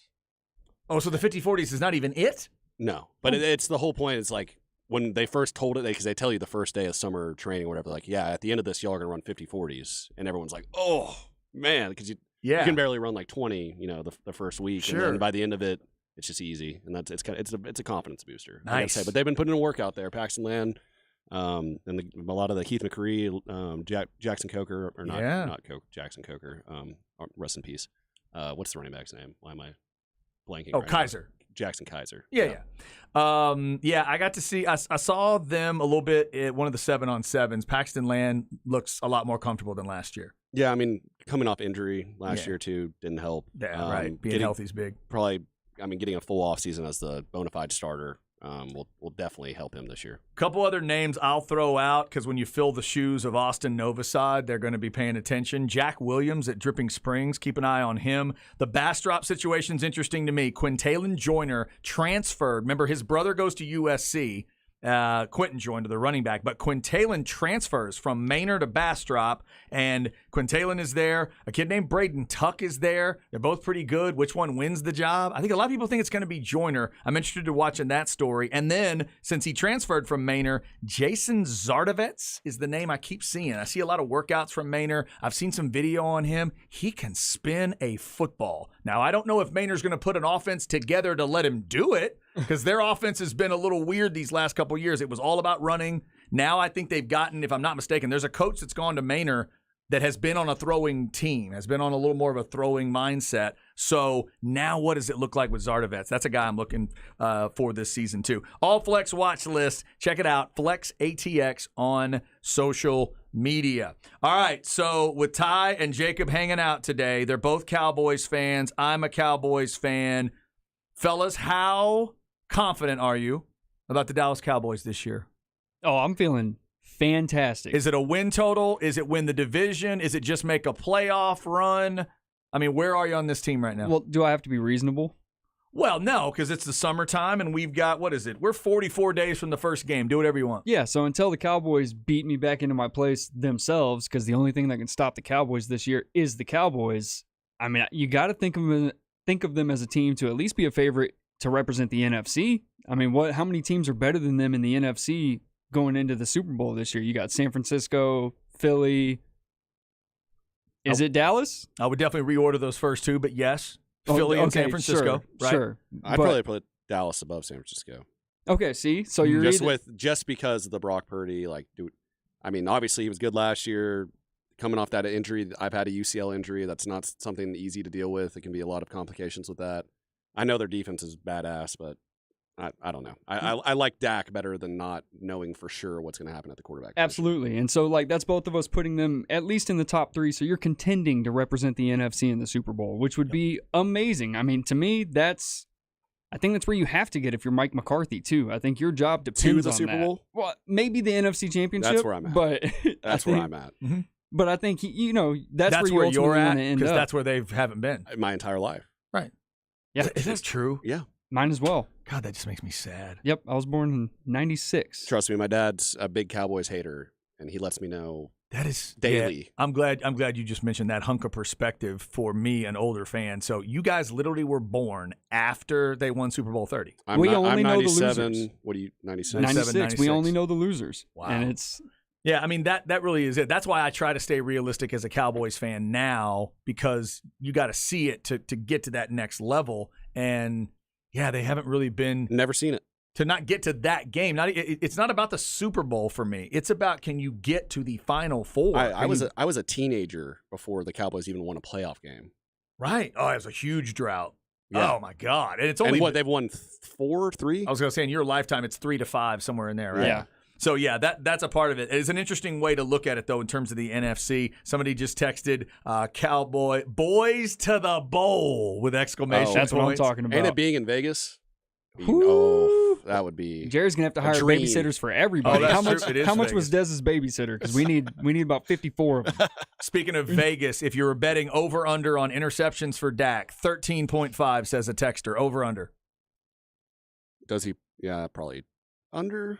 It's probably around that number. to be honest. I could see him being anywhere from 10 to 15. I would agree. I'm going to go under just because I think of the philosophy changes on offense. I think Kellen Moore wasn't a bad coach. I think he was a bad fit for what the Cowboys want to do. I think he thought the world of Dak Prescott, and Dak Prescott's really, a slightly more cleaned up version of Donovan McNabb. So let's get him in, on the move, in space, play action fakes. That's where his best QBR is. There's a 20-point difference from play action to regular dropbacks. Run the ball consistently, commit to it, and I think we can clean up those turnovers just by simplifying Dak's targets. Give him 2 or 3 options on one half of the field in space so he can just keep it and run if he needs to. Yeah, I think I would go with under on that too, on the 13.5. Somebody texted in, Zach has lost to Jimmy G and Purdy. There's no need to bring things up. Why would you bring things up? Says silly Cowboy homers that said Cowboys should be worried about the Niners also. No doubt. 100%. That's the boogeyman. No doubt. Ty saying he'd put him a little bit above the Niners. I would probably still go Philly, Niners, Cowboys. The other team I would ask about, are we certain right now that the Cowboys are better than Minnesota this year? Yes. For sure. Yes. I don't think Minnesota did enough on the defensive side of the ball to shore up that. Was that the worst defense in the NFL last year? Maybe Detroit. Yeah, so it was in the discussion. But I mean, Kirk Cousins good. They added Jordan Addison, who had his issues last week. That might have been cleared up by he was taking his dog to the vet or something. But the weapons are going to be there. I think Kirk Cousins is Dak Prescott with a little bit less moxie. What about this Dalvin Cook to the Jets idea? Does that help? I feel like that's probably the one spot where I could legitimately see him going. I know he's supposed to take a visit to the Patriots. Yeah, because I kind of love that idea for New York. It'd be cool because you've already got Breece Hall, and he's coming off injury. If you sign Dalvin Cook to a 1-year deal, you're not really. You still have Breece Hall in your back pocket. You can let him get healthy. Right, you're not totally counting on Dalvin Cook. You're not saying, Dalvin, you got to help us out, man. Yeah, and they got Michael Carter, too, who was at North Carolina. I forgot about that. I think this will be his 3rd year. I mean, he's gotten starter load the past, at least half of the year last year when Breece Hall went out. Yeah, he was in that run of really good backs and receivers Mac Brown had a few years ago. Yeah. Carter, yeah, it's a good point. Forgot about him. That's not done yet, by the way, but they say Dalvin Cook, that's a possibility. Is he visiting there? I think he's visiting Jets and they're doing Patriots. Medical physicals on him and all that, and they're trying to figure it out. I heard Kyle Brandt this morning on Good Morning Football refer to it as Aaron's midlife crisis. You go and you have this, this car, and you dump a bunch of money into it, and you're really interested for a year. And then it kind of fades away. And then it just sits in the driveway. So why the hell not? Add Dalvin Cook to that roster in New York, and let's just see where Aaron's midlife crisis project ends up. Because the real truth is, he just didn't want to retire the same year as Brady. Nobody wants to follow that Hall of Fame speech. I don't know, man. I might be falling for it, but watching those videos of him chunk the ball to Garrett Wilson, I think those two was clean. They're going to help each other out a ton. Well, you're going from your best receiver being Alan Lazard, who's on the Jets now. Yep. To you got Garrett Wilson. Is Corey Davis isn't there anymore? Is he? Correct. That's right. Yeah. Okay. I think you have a lot more weapons than you did last year in Green Bay. And on the other side, I mean, the defense is Well, no, I'm saying on the other side for Garrett Wilson. Imagine the first time Garrett Wilson ran like a 12-yard out, 15 out, whatever the route was, and that ball comes humming in there from Aaron Rodgers. When those dudes had been throwing you the ball, Wilson, White, even what's left of Joe Flacco, and Flacco can be more accurate than people give him credit for. But this is you won a game last year. This is the very end of Joe Flacco. I bet you the smile on his face was incredible. Oh yeah, that ball just like laser beamed in there, and it's like, oh, that's what it looks like. Okay, cool. That dude is without a doubt going to be a top 5 receiver in the next 3 years. I think mainly because he's getting reps against. Sauce, who's maybe already the best corner in the NFL, and they have. I was watching some videos of them and their reps. It was actually a Hard Knocks preview, and they seem there's no beef. Like they're like good rep, man. That was good D. Like they're helping each other. Or Garrett out. Wilson will beat him and be like, damn, like you got me there. Like slap him on the back. I don't like that. I kind of like because they both know they're so good. You know, that's the sick part of it. If you can get to that level where you're screaming at each other on the field, but then as you're walking off the field, it's like, hey, remember, take that left hand and do this. Like tuck that, because when you make that cut. If I know where you're going, all that little stuff where you got one of the best young guys telling one of the best young guys on the other side what you're doing. Hey, man, you gave me the tell on that. What do you mean? I knew you were running the out. I could tell you were running the out because here's what you do on your out route. Like, oh, man, thanks. You get to that level and you're having Aaron Rodgers involved, that could be dangerous. Yeah, no, that's one of my favorite things that I'm looking forward to on this Hard Knocks release is the interactions within that quarterback room.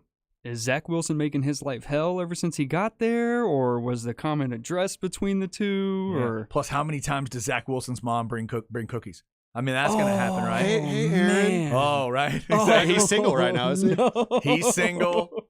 Aaron, I tried one of those ayahuasca retreats. They're probably Oh, around the same age. They were incredible. Aaron, I'll go hang out in a cabin in the dark for a week with you. They're probably around the same age. I don't want to do Not that. not check. that it matters for his mom, clearly. Not that it matters. Not that it Or his matters. mom's friend, sorry. Oh, that's fantastic. Jeez. All right, coming up, we will get you where are we at in society. We'll find something else to talk about here. There's a lot going on in the world of sports. There always is. We'll go back to the injury stories in the NFL. Another big one we haven't talked about yet today. Plus, there are pool parties on the way for a couple of Longhorn rivals. Certainly a couple of future Longhorn rivals. Up next, also in your 2 o'clock hour, we'll talk about the Big 12, Colorado in. Who's coming with them? We'll talk about it on the Horn.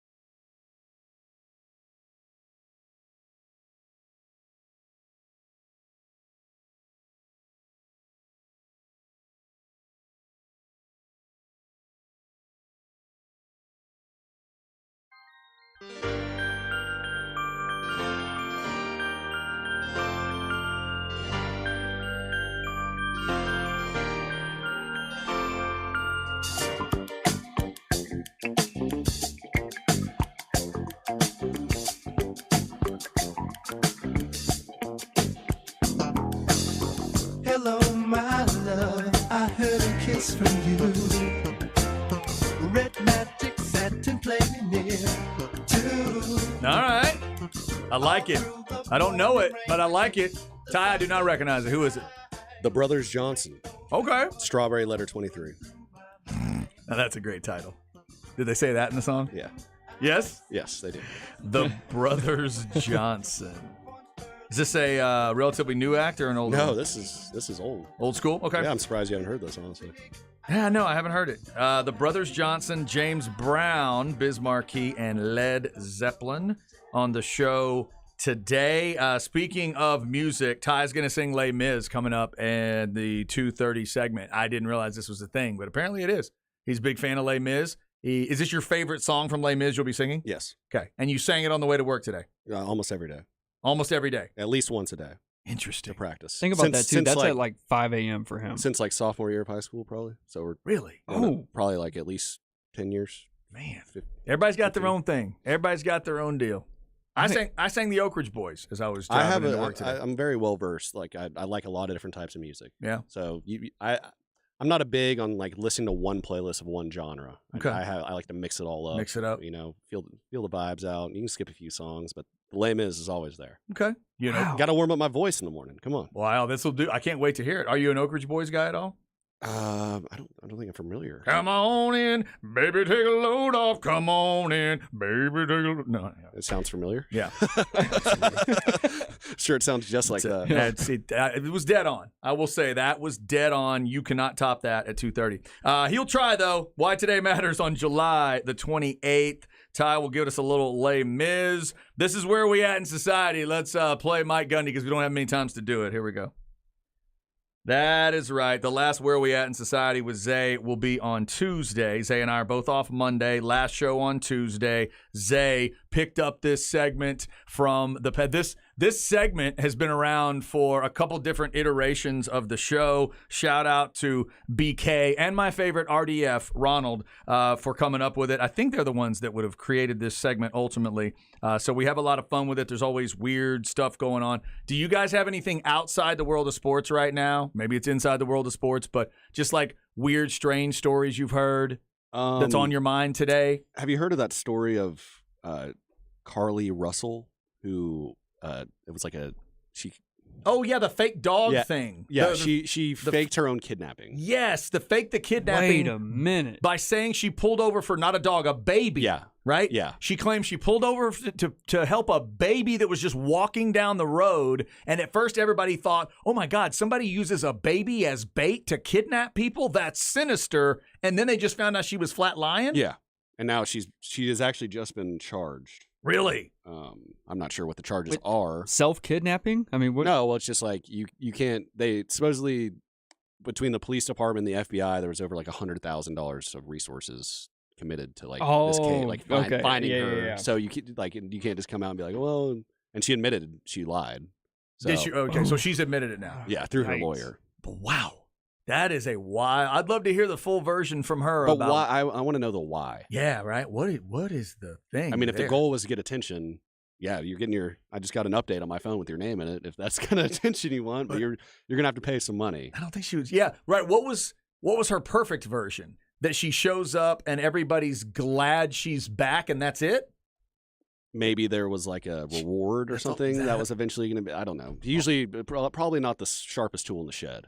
I could imagine. You know what? How dare you? How dare you even assume that? Clearly, we're talking about a Mensa member here. I don't know what you're talking about. Yeah, that's a weird one. I would love to hear, though, if she like had a friend she confided in or like a journal online. Listen to me being an old man. All right, a TikTok that she had. Just something where she lays the plan out. That right? probably would have. Honestly, people are that dumb to where they do just post them committing crimes on social media. Like, Instagram Live, TikTok, like you were saying. So this would be the plan. Just tell me the plan. I'm sure there's something out there. What is the plan that you had in your mind? Yeah, that is a crazy, crazy story. So yeah, that fits. That fits a where we at in society. You got anything, Jacob? Anything? Have y'all heard of this Queen of Chaos? No. So there Queen is of Chaos. There's No. So Barstool they put up a tweet about it. It's a Kentucky sorority girl dubbed the Queen of Chaos appears in her 10th mugshot as she boasts. This is one of my favorites. I stole a car, wrecked it, and then brought it back to my dorm. Let me see if I can read the names on these other mugshots. We've got failure to appear, theft of firearm, probation violation, serving time, contempt of court, Yeah. and the list goes on and on. Isn't this like a college age? Kentucky sorority girl. Yeah. Yeah. Okay. Queen of Chaos. I knew some girls like that. Let me go ahead and ask the probably outdated, insensitive question. What does she look like? Do you have a picture for me? She's a very pretty blonde. Is she? Let me see the picture because that will See help. this. That will help to really flesh the She story looks, out. she looks crazy. Here, I'll in those quote. mug I'll shots, quote though. tweet this Really? Barstool. I'll That's quote good. tweet this bit from Barstool, and then you can see it that way. Okay. All Yeah, right. it's Because you got to see her. I mean, that is. No, I know. I'm that's what I'm trying to figure out how this works. And isn't if- at a certain point isn't that like racketeering though when you commit that many crimes, or is that just felonies? I don't know. I went to business school. A few of those sound like Uh, felonies. I don't know. I don't know. And- But oh, sorry, I forgot to mention. I also went to public school in high school. So When you I put- don't, so did I. when you put them together, I think it does become bad, right? When you put all of that together, I don't think that's a good thing. I don't think that's. Oh, there we go. There Okay. you go. So you can see The her now. Queen of Chaos. Oh yeah. Okay. Okay. Yeah, the pretty people rule is definitely in effect here. What she looks like makes this story way more interesting. Right? Way more interesting. How did she get the car? Yeah. And the middle picture is the one they should have blown up. Yep, that's the best one. Is that her favorite? That's her favorite. Look at and then that bottom picture that's in the circle, she just looks like a normal person, doesn't she? She looks like there's nothing really truly insane about her. But then some of those faces, wow. My goodness. All right. You think she's just bragging about these to her friends? I think she is, yes. She's the Queen of Chaos. And nobody's stopping her? You just said it. All right. When you try to stop her, you know what she does? She goes and steals another car. She pulls that smile out. That's the problem. She flashes that smile, and it all melts away. She said, 10, I'm going for Bill Russell. I want 11. It all goes away. I am so glad a woman like that never proposed something truly criminal to me in my life at the wrong time. I tend to attract girls like that. Do so- you? Uh-oh. Yeah, I like a little crazy. Do you? Sure. Yeah. So what about this one? Okay, so now where does this girl fall for you on the crazy hot meter? Is she hot enough to No. justify that crazy? No, No. Okay. that's one of my favorite bits though. Yeah, it the hot is. crazy. That's real. It is real. That is a huge part of the It's that pretty graph people with the rule. line going through it. If you're pretty enough, we will allow a lot of things. I don't know if she's quite there, but you can judge for yourself on that one. And our man Jacob Standard is simply at Jacob Standard on Twitter. If you want to go check that out right now. Ty is, I always get this wrong, at Texas Ty Guy. Texas guy tie. Texas Guy Ty. That's really, Flawless. it's really hard for people. I I don't get it wrong understand every time. At Texas Guy Ty. The tie is at the end of it. Okay.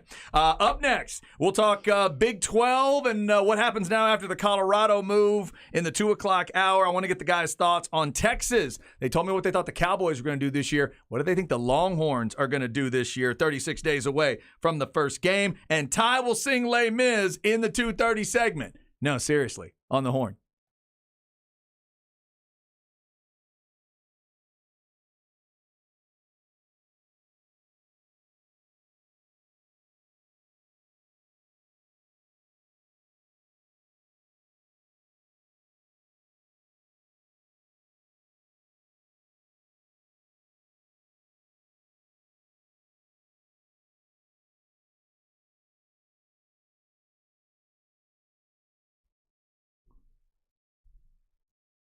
All right, this is Chad talking Apple Leasing. If you win that Golden Chick gift card, you can drive over there in a great car from Apple Leasing. Get that Golden Chick. That's a good combo. I've done that. I've driven in the car I got from Apple Leasing to get Golden Chick.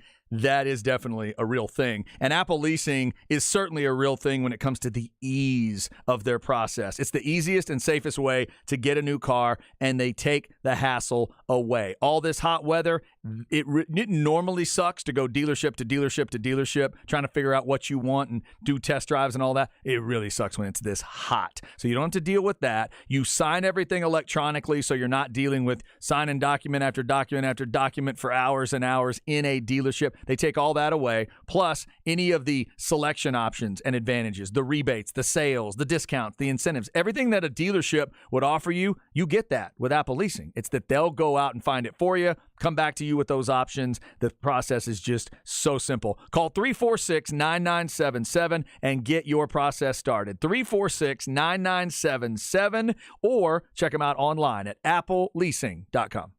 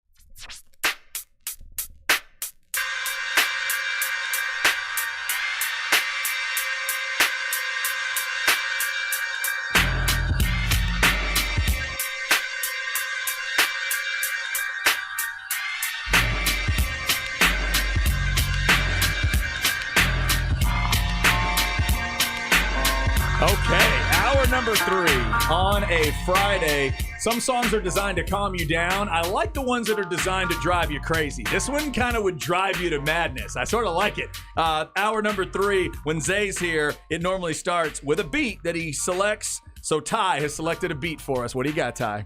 This is Mobb Deep's Shook Ones. Okay. You might have heard it in Eminem's 8 Mile, the movie. This is the last instrumental that they have a rap battle to at the end. Oh, okay. When B Rabbit destroys them all. The last battle between B Rabbit and Papa Doc. Papa Hey. yeah, there you go. Yeah. Look at you. The reason I remember that is that's what my daughter and niece call my dad. That's Papa Doc. No Papa way. Doc. And it has nothing to do with 8 Mile. It has nothing to do with 8 Mile. I just remember it for that. That's awesome. I'm gonna have my kids call my dad Papa Doc. Yeah. That's awesome. He is Papa Doc because he didn't want grandpa, granddad, whatever. And he was, in his teaching career, he was known as Doc. So he just threw like a grandpa sounding word on the front side. I like it. So Papa Doc, he's never seen 8 Mile. He wouldn't know it if I told him. And one of these days I've never told him that. We're like, do you realize that your name is in a famous movie? You need to know that. In fact, he's played by, isn't that the guy that plays the Falcon in, The Falcon, yeah. in Marvel? What's his name? Whatever that actor's name is. I'm not a Marvel guy. Okay. No. But I should know this. no, I love that actor. And of course, Mekhi Phifer's in it as well. And 8 Mile. Yeah, look up who the Falcon is. Falcon Winter Soldier guy. Anthony something? It is Anthony Mackie. Anthony Mackie. Thank you. He is terrific. And he's got that stare perfected. Oh yeah. And yes, he And is he went to private school. the villain of Pop. I know That's right. something about you. And I got to make sure to tell my dad he's got the same name as a villain in a movie. All right, so Ty and Jacob Standard hanging out with me today. I'm Chad Hastings. Couple more shows to go for me. Last show for Zay and myself is Tuesday. And these guys are taking over on Monday. So whatever happens from 12 to 3 on Monday, I am not responsible, and Zay's not responsible. Although we will be blamed, we are not responsible. Yeah, good luck to you. I think Rodney Rodriguez is going to come hang out with us for at least a little bit of this. Is he show, too. really? Yeah. Oh, that's Rodney Rodriguez, a great guy. As long as you mentioned him, I was going to mention the Saturday shows today. I mentioned a little bit yesterday. There's no Tyler Campbell show tomorrow. He's got something going on there, but the other Saturday shows are having their last shows tomorrow. So check them out. Shout out to all of those guys. I mentioned it yesterday, but Carl Mickelson and Bob Ballou doing a great job on the golf show. 8 to 10, Big Ugly Tailgate. Casey and Johnny and the crew, Ty and Ben and Ty, you're a part of that show. Jamie Frazier. Jamie will sit in on that show as well. And it's always a good time on a Saturday if you haven't checked that out. Rolling around 10 to 11 is the High Ground with the Colonel and Jamie Frazier, and then 11 o'clock is when Rodney Rodriguez and Bobby Chaffee show up with the Revved Up Show. If you are a gearhead, that is a great show. Rodney Rodriguez is both one of the best guys I've met in this business, but he's also a legit talent, and just it's all authentic and it's all real. And He's got me into NASCAR. he is just a genuine article dude. I love those kind of people. Rodney is a beast, and I hope they keep that show going. I think they have the ability to do podcasting outside. Rodney's got an awesome in-home studio. He at his does, house. right? Yeah, that's what I thought. So keep listening for Revved Up ATX, and obviously a shout out to you, Ty, for running those shows for a while now. Also, a shout out for you Outdoor Zone fans. Technically, one more of those coming on Sunday morning, 7 to 9. But if I know TJ, and if I know Cody, and if I know Beefsteak, like I think I do, I don't think that show's going away.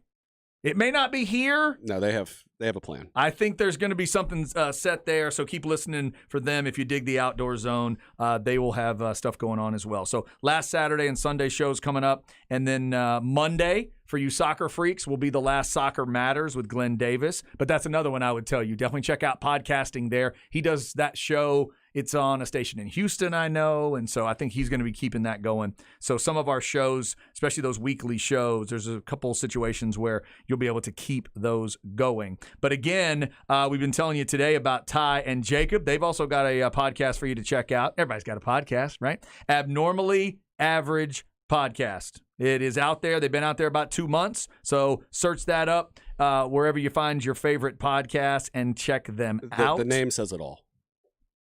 Do you live up to it every day?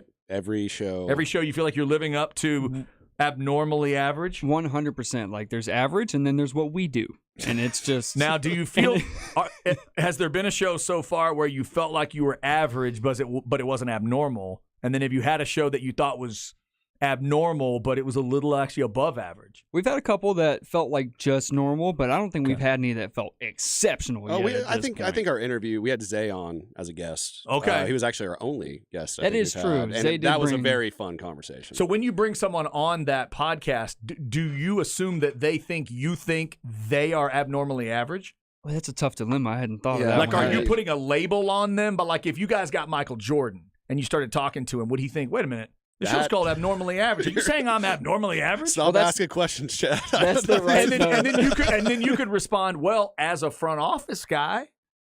I don't think he'd like that very much. That's a compliment to him as a front office guy, though. Abnormally average, he's been worse than that, right? Well, that's the That's true. abnormality of our averageness. Is Gotcha. two average guys can get above average people on a podcast. That's our abnormality. We're well past like that. we're well past the point where Zay would have made fun of me for just going into that much detail.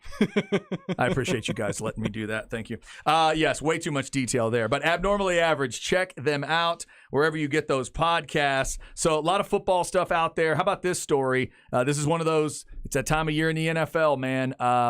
And it's not a name you may know, but it's something you can feel as a fan. Saints guard Trey Turner out for the season. Torn quad. That's got to be fun for a big guy, right? Big offensive lineman tearing up a quad. Where was he before? New York? Carolina. Carolina. Third round pick of Carolina. Yep. Previous seasons with Washington. Last year he was with Washington. Or previous season, yeah. Last year with Washington. 16 games, 12 starts. Also spent time with Chargers and Steelers. A journeyman. Been with a few different teams, but he is out for the rest of the year. And by the way, I don't know if we talked about it on the show. Did y'all see that Jimmy Graham is back with the Saints? Yes, At I did. 36, I think now. Yeah, and I got excited. How does he keep getting contracts? Isn't he like 6'10"? No, he's like 6'8". He's been 6'7". out. I don't think he's technically played since He like was- 21. No, I think he was on the Packers. I think he was. Did he get action though? I think he was on I the think Packers he was. last I think year. you're right. on the I roster, don't but know. did he Wait. get reps last year? Maybe not. All I three know of he us was have in, a computer in front of us. he was in Seattle before that. Yeah, That no, might have been the most recent stop. that's one. And I know I looked these stats up the other day. I'm going to double check this. I think his last technical action was 21 in Chicago. Green Bay 18 and 19. Okay. That was, 2021 was Chicago. okay. And They signed him Benjamin Watson too while they're at it. Let's Oh no. get the crew back together. Oh no. I don't know I don't think they're going to do that. But as a fan of tight ends, I appreciate that. I like having reference. Jimmy back the in New Ben Orleans. Watson shout out was good. Ben Watson, old school. Oh, what school did he go to? What school? You You know? Did he go? He didn't go to Miami. No, I don't know. I think it's Georgia for Ben Watson. That sounds I right. think it's Georgia. All right, so that going on in the NFL. Injuries for the Cowboys. Before we get to the Longhorns, you guys are both Cowboys fans. Any worries about these injuries with Donovan Wilson, Israel, Mukamu with multiple weeks, and then Schoonmaker on the tight end? Any worries for you guys, or is this just normal camp stuff? By the way, you were right. Benjamin Watson. It was Georgia? Right, okay. The injuries at the safety position worry me. Just because I want Stephon Gilmore to have that comfortability with those safeties where they're able to, kind of know where each other are at all times on the field. And he's really the only guy that's coming in besides Mozzie Smith that's probably going to get significant playing time.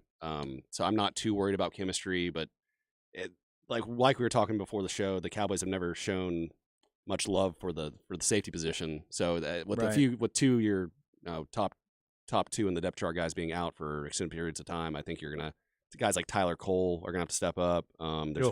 Yeah. So exactly. Man. Exactly. Well, I see a name like Malik Hooker blinking at me right well, now. he had a good year And last I'm year. like, come on, Malik. I need you to be there. He stepped up. I mean, He last did- year was his first year, he like did play fully pretty well. healthy. He needs to be big right now. If this is going to linger at all for Wilson or Mukamu or both, oh my God. Well, another thing we talked about, it's with DeMarvion Overshown. He doesn't really have a position. They said they like him at will linebacker, but he reminds me of Jaron Kearse. I know Jaron Kearse is healthy right now, but if you could have him cross-train him in some of those safety, like that strong safety position, maybe Jaron could play that free safety. I know that's not where his natural fit is, but I think having some versatility this year is going to be huge for this defense. Yeah. By the way, that's interesting. By the way, I see him listed here. They've got Overshown 5 pounds over Curse.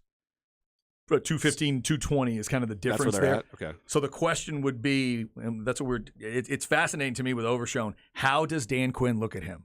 Does he look at him? It's like, Dan, perfect situation, coach, in the NFL. What's that guy? You've seen it work. You know, like, when's he going to know, like, okay, I'm going to turn that guy into, are you turning him into badass linebacker guy, or are you turning him into badass safety guy? I think he's going to end up being a safety based off Dan Quinn's philosophy. I mean, we've seen huge safeties in the past. Cam Chancellor is the first name that comes to mind for me with Dan Quinn safeties. You try to make him a monster safety. Yeah, I mean that's kind of what Jaron Curse. That's his role right now in the defense, and we've seen him miss time both years. I don't think they're going to expect Overshown to be a first team impact player this year, but to get him special team time, cross train him at linebacker, and maybe that strong safety position, I think that would be the best method, and kind of just see after this year, unless he's pushed into action immediately, like where he's at. Yeah. Is he gaining weight? Is he fast enough to guard cover guys in the secondary?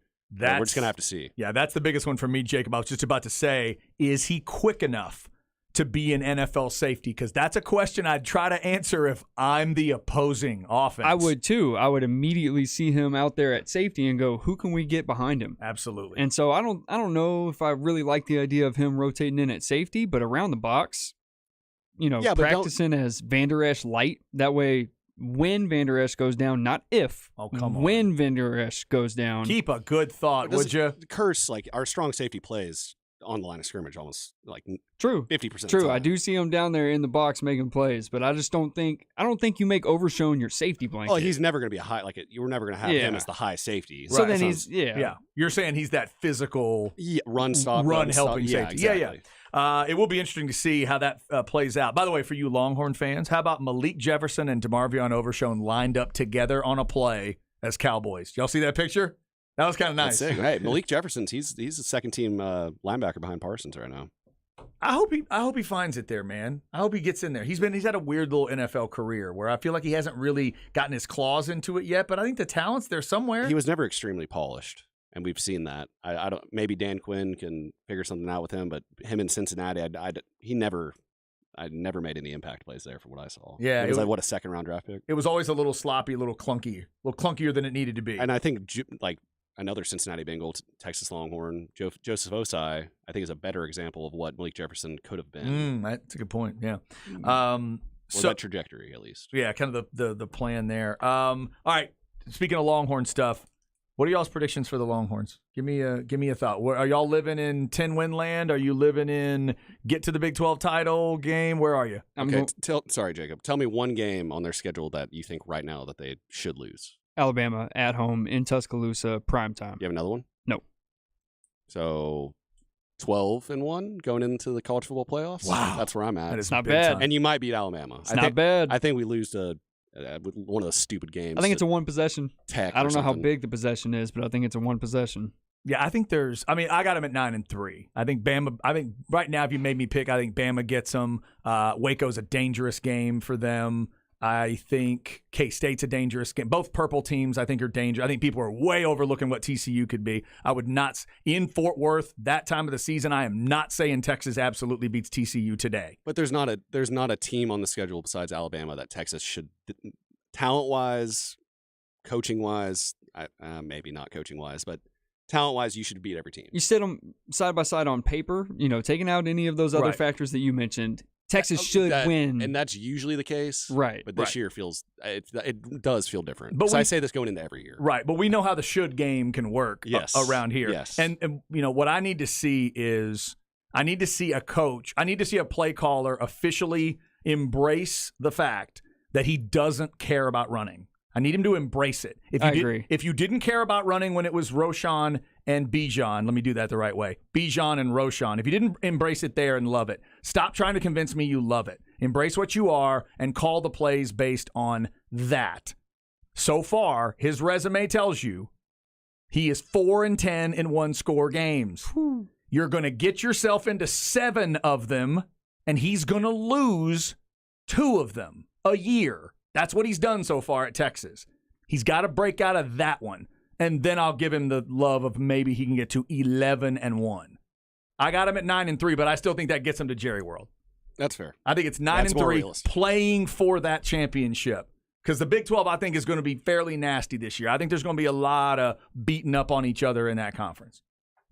And we'll see. That's where I see him. You got him going to Jerry World for sure? I would definitely say they go to Jerry World this season. I mean, like, for all the reasons Ty mentioned. Of course, I don't have the years and years of falling for the Longhorns hype before the season like other That makes me feel lifetime Longhorn fans might have. Ty has that PTSD, right? You Right. have that scar tissue. Well, I'm a Cowboys and Texas fan. Oh, so- I was going to say, I'm a yeah. Cowboys fan, so I know the feeling. I just don't know it for the Longhorns. Yeah. But as an outsider who's trying to adopt the Longhorns, because of a paycheck, I'm a mercenary in that field. But it feels like they could do something really special this year. And it feels like Sark has the team that, like he said, walks and talks like a team that he wants. It should be his roster top to bottom, so there's no excuses either.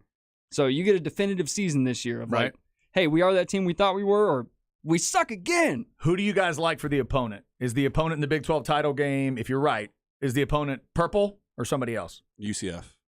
Really? Yep. You're going with the Knights? John Rice Plumlee. He's going to ball out this year. All right. Really? I don't know who Gus that other team Malzahn, would be. dude. Going with Gus. Can you imagine if Sark and Gus meet for That the would Big be 12 title? Awesome. That'd be so wild. Jacob, Yeah, you I got a don't guess? know. I don't know who that other team would be. There's Okay. a handful of them that it could be, right? The But- media says it's K-State. To me, like TCU, Oklahoma, I guess you got to give them that possibility. that's the one that worries me because That's probably the group. after that team last year, everybody expects that team, all the media does at least, to have this miraculous, other end of the spectrum season this year. So what do they know that we don't know? It's just the track record. And then Ty, you mentioned earlier that you started your academic college career out there at Texas Tech and found your way back this way. But should we be discussing Texas Tech in that group? Well, as we know, everything runs through Lubbock. So we don't have to go there. That's the good thing. True. Playing them at home this year will be big. But outside of McGuire's comment, I get that. Who's Tyler Slow? What's Slow? Tyler Shuck. Shuck. God, What a There's- name. there- If there was ever a football name. Ty, remember they're in Lubbock, so you got to Oh, go Shuck. Shuck. Don't try to mess with a fancy pronunciation out in Lubbock. There's no need I for that. didn't realize the GH made a K sound. Or but- Shuck. By the time we get to that game, Black Friday, that game, how much is it going to matter? Like, is that Texas playing for Jerry World? Could it be winner goes to Jerry World? Is it like, could Tech be that good? It could be both teams are going to Jerry World no matter what. Could it be? Who knows? Could it be a back to back? It could. Right? They're gonna actually meet again. So will Tech fans bring batteries to Jerry World to throw on the field? For me. Or, okay. For me. Yeah, They yeah, really yeah. should. Yeah, if Yeah. you've heard that All promo right. that's been running of Okay. And for the person who just They're sent going to be headhunting Ty. for the person who just sent the finger pushing the Kool-Aid button for what Ty just said about 12-1, how dare you? Let him have his Kool-Aid. It is that time of year after all. All right, coming up, speaking of Ty, he's going to sing some Les Mis for us at Why Today Matters. It is also Dak Prescott's birthday coming up this weekend. I'll get the guys' thoughts on the Colorado move to the Big 12. We'll hit that and get you some stems and seeds before we are done. Hope you're having a good Friday. Stick with us. It's The Horn.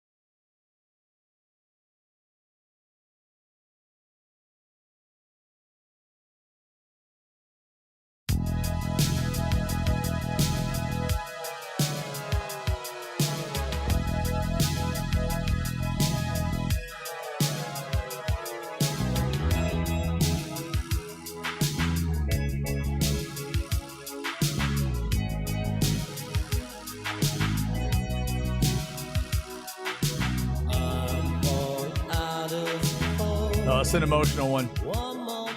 Emotional for a lot of people. This is Ballad Billy Idol. For the hardcore punk Billy Idol fans, this one had to hurt, and hurt bad. Eyes Without a Face, Billy Idol. I was the right age where I loved this. I loved the Billy Idol run, but those that loved him as a punk guy, maybe not so much. Billy Idol, Ty? Yep. You big Billy Idol guy? I saw him at ACL a few years ago. My dad's also a big fan. Did so you? Okay. I've always enjoyed a little Billy Idol. Yeah. White Wedding? White Wedding. That was the first one I ever saw. That video, I can still see that video in my head every time that pops. And this one too, just Billy, like his head was like floating over water, just singing at you. It's fantastic. That snarl that he had. He's got some range. And that badass hair. Hey, we're talking about great comedies today. Comedy, again, for me, I think Animal House is overrated. So the question in my head, would Wedding Singer be better than Animal House? Yes. I'd rather watch Wedding Singer today than Animal House, so I'll go with that. Hey, get out of my way, Billy. Hey, don't talk to Billy Idol that way. Love some Wedding Singer.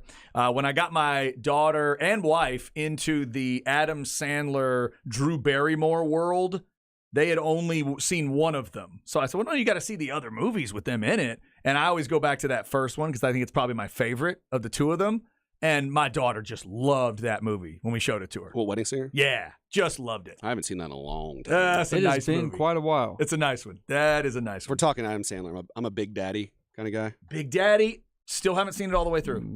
It's My wife- it's very like emotional. My wife loves it. I just had the girls watch Happy Gilmore for the first time. That's a good one. They enjoyed it. They really got into the. Once I got him in there and Shooter McGavin did his thing, then I just stepped back. And Chubbs. It was good. they Shooter McGavin and my wife was trying to conceive of. She'd never seen Carl Weathers do anything like that.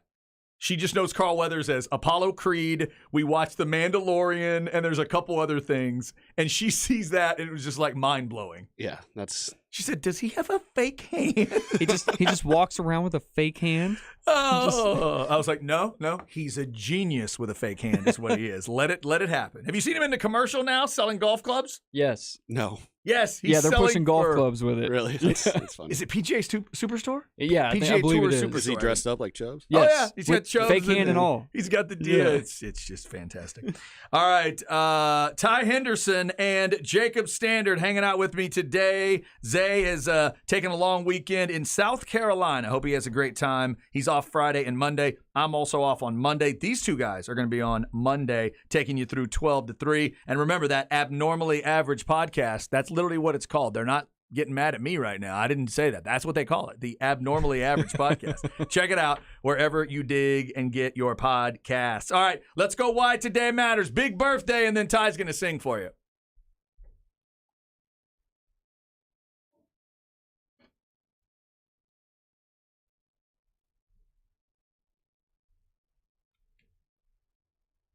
All right, why July 28th matters. We'll put in a little 29th because tomorrow is Dak Prescott's birthday. There's other birthdays I could mention to you today, but Dak Prescott turns 30 tomorrow. Of course, that old school is Mississippi State, and the Cowboys are in position, as Jerry would tell you, to be a contender.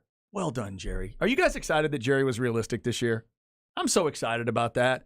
What, Yeah. like making trades? He and such? was no. He was well. First off, making a couple trades, but he wasn't overly dumb at the press conference. Don't say Super Bowl or bust. That would be stupid. Not in this NFL. He said, if things work out, we got to see how this team plays, but we feel like we can be a contender. Yes. You're in the division with the defending NFC champs. If he walked up there and did it again, I wake up and think Super Bowl or nothing. That's stupid to me because they're a long way from the Super Bowl. That's what I wake up thinking every day. I appreciate Jerry's antics sometimes. You like that? Dude, you just said, though, you've never even seen them in the title game. How in the world can you accept a Super Bowl or bust prediction? I don't know. I'm very delusional, I guess. They're- And so is Jerry. So Yeah, they're 2 full steps behind what he it's 'cause says they're every time. they're never terrible. That's the issue. Well, That's yeah. the worst part. Like they're never gonna get a number 1 pick. Nothing like that. The highest I've ever seen them draft was years where Tony Romo got hurt with Morris Claiborne and Zeke Elliott when they got in the top 5. Exactly. Jerry has to Right. keep the team marketable. So he does just enough to keep a middle of the pack draft position and a middle of the pack finish to the season. I don't think that's his his thinking on it. Though. It's not, but he doesn't do any more than that than he has to. And to his credit right now, I would definitely say we would all agree this is not a middle-of-the-pack team in the NFC. That's not who they are. Not yet. There are 16 teams in the NFC. I don't think anybody's arguing the Cowboys are 8 right now. They're higher than that, right?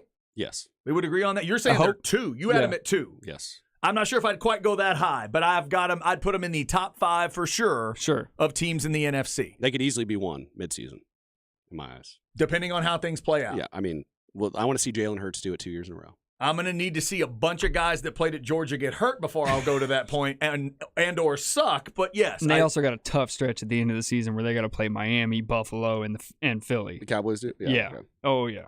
yeah, no, that's a good point too. The schedule can always So if we don't have a can always healthy get you. lead by the time we hit there, then it may yeah. get a little tough at the end. But of course, that extra wild card team always helps out. Is going to help out in the NFL where you do have the extra opportunity, obviously, to get in to the playoffs. Cowboys getting ready for the season, dealing with a couple of injuries. We told you the Saints had a big injury today. The guard of theirs taken off the field and they with a quad, blew out the quad today. That's never good. And we had a couple other stories. We'll reiterate that for you. But I want to get to the emotional high of the show. Ty, are you prepared for this? I'm ready. Ready to roll. All right, Ty is a state champion choir performer. Is that true? Yes. State champion choir. He loves Les Mis. He was singing this song on the way to work. We've asked him if he would sing it on the show today. Here is Ty with, what's it called? I Love My Mother from Les Mis. What's it called? Stars? Stars. With Stars from Les Mis for Dak Prescott's birthday. Here's Ty Henderson. This is for you, Dak.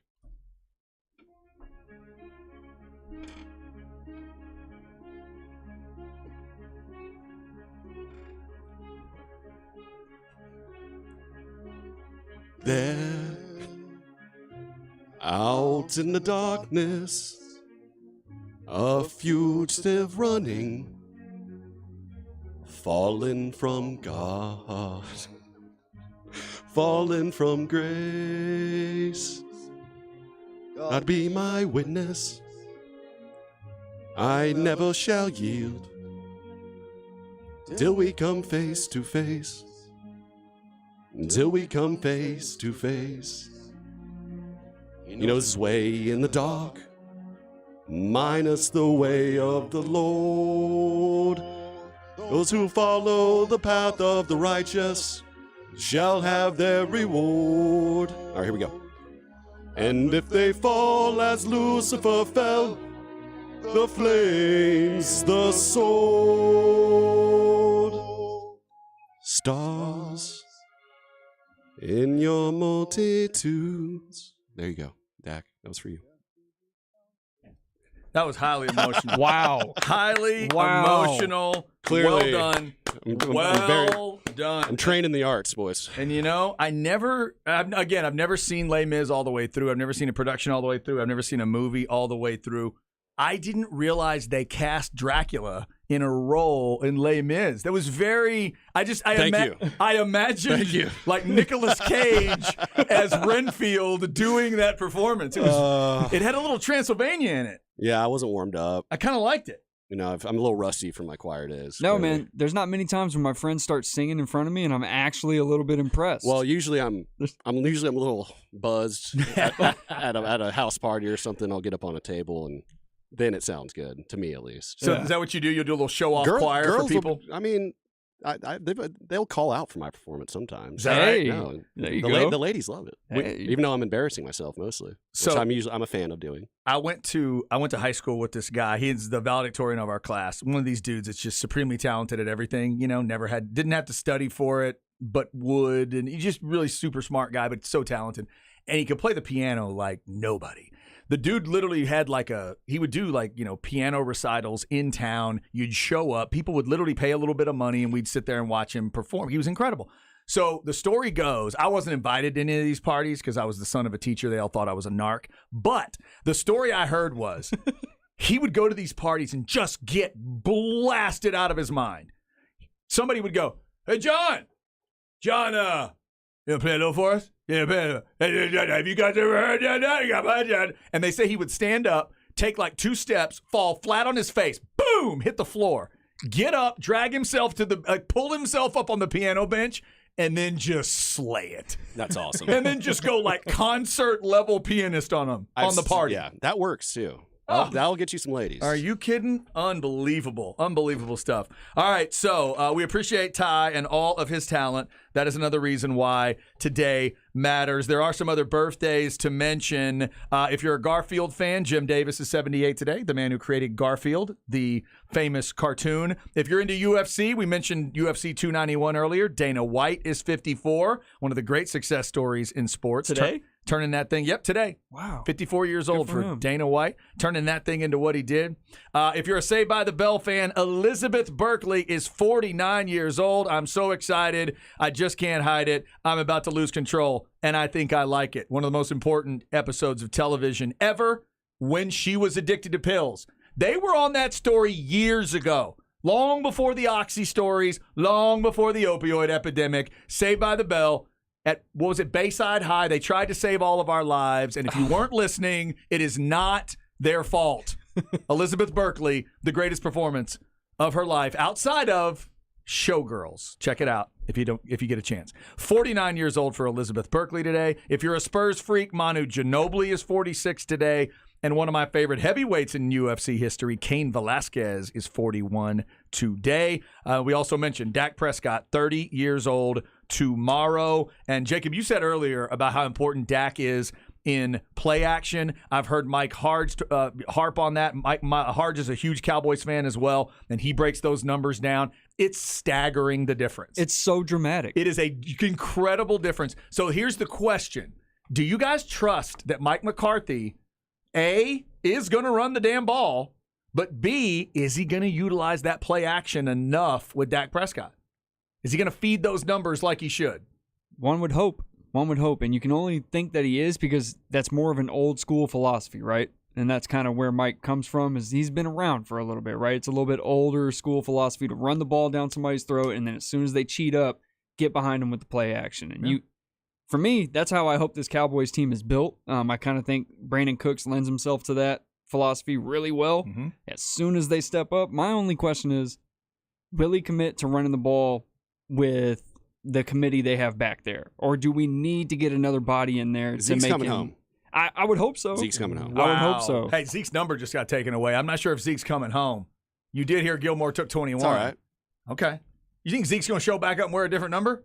I guess if they pay him, yes, he would. Well, can he cut He'll show up more 8. He'll show up more like 91, What did he wear? I He guess. didn't wear 21 in college. No, he did didn't wear 21 at He wore Ohio State. 10, 10 or 15? 15, yeah. 15. 15? I don't think there's a 15. Ooh. Okay, that might be right. They let running backs do that now, right?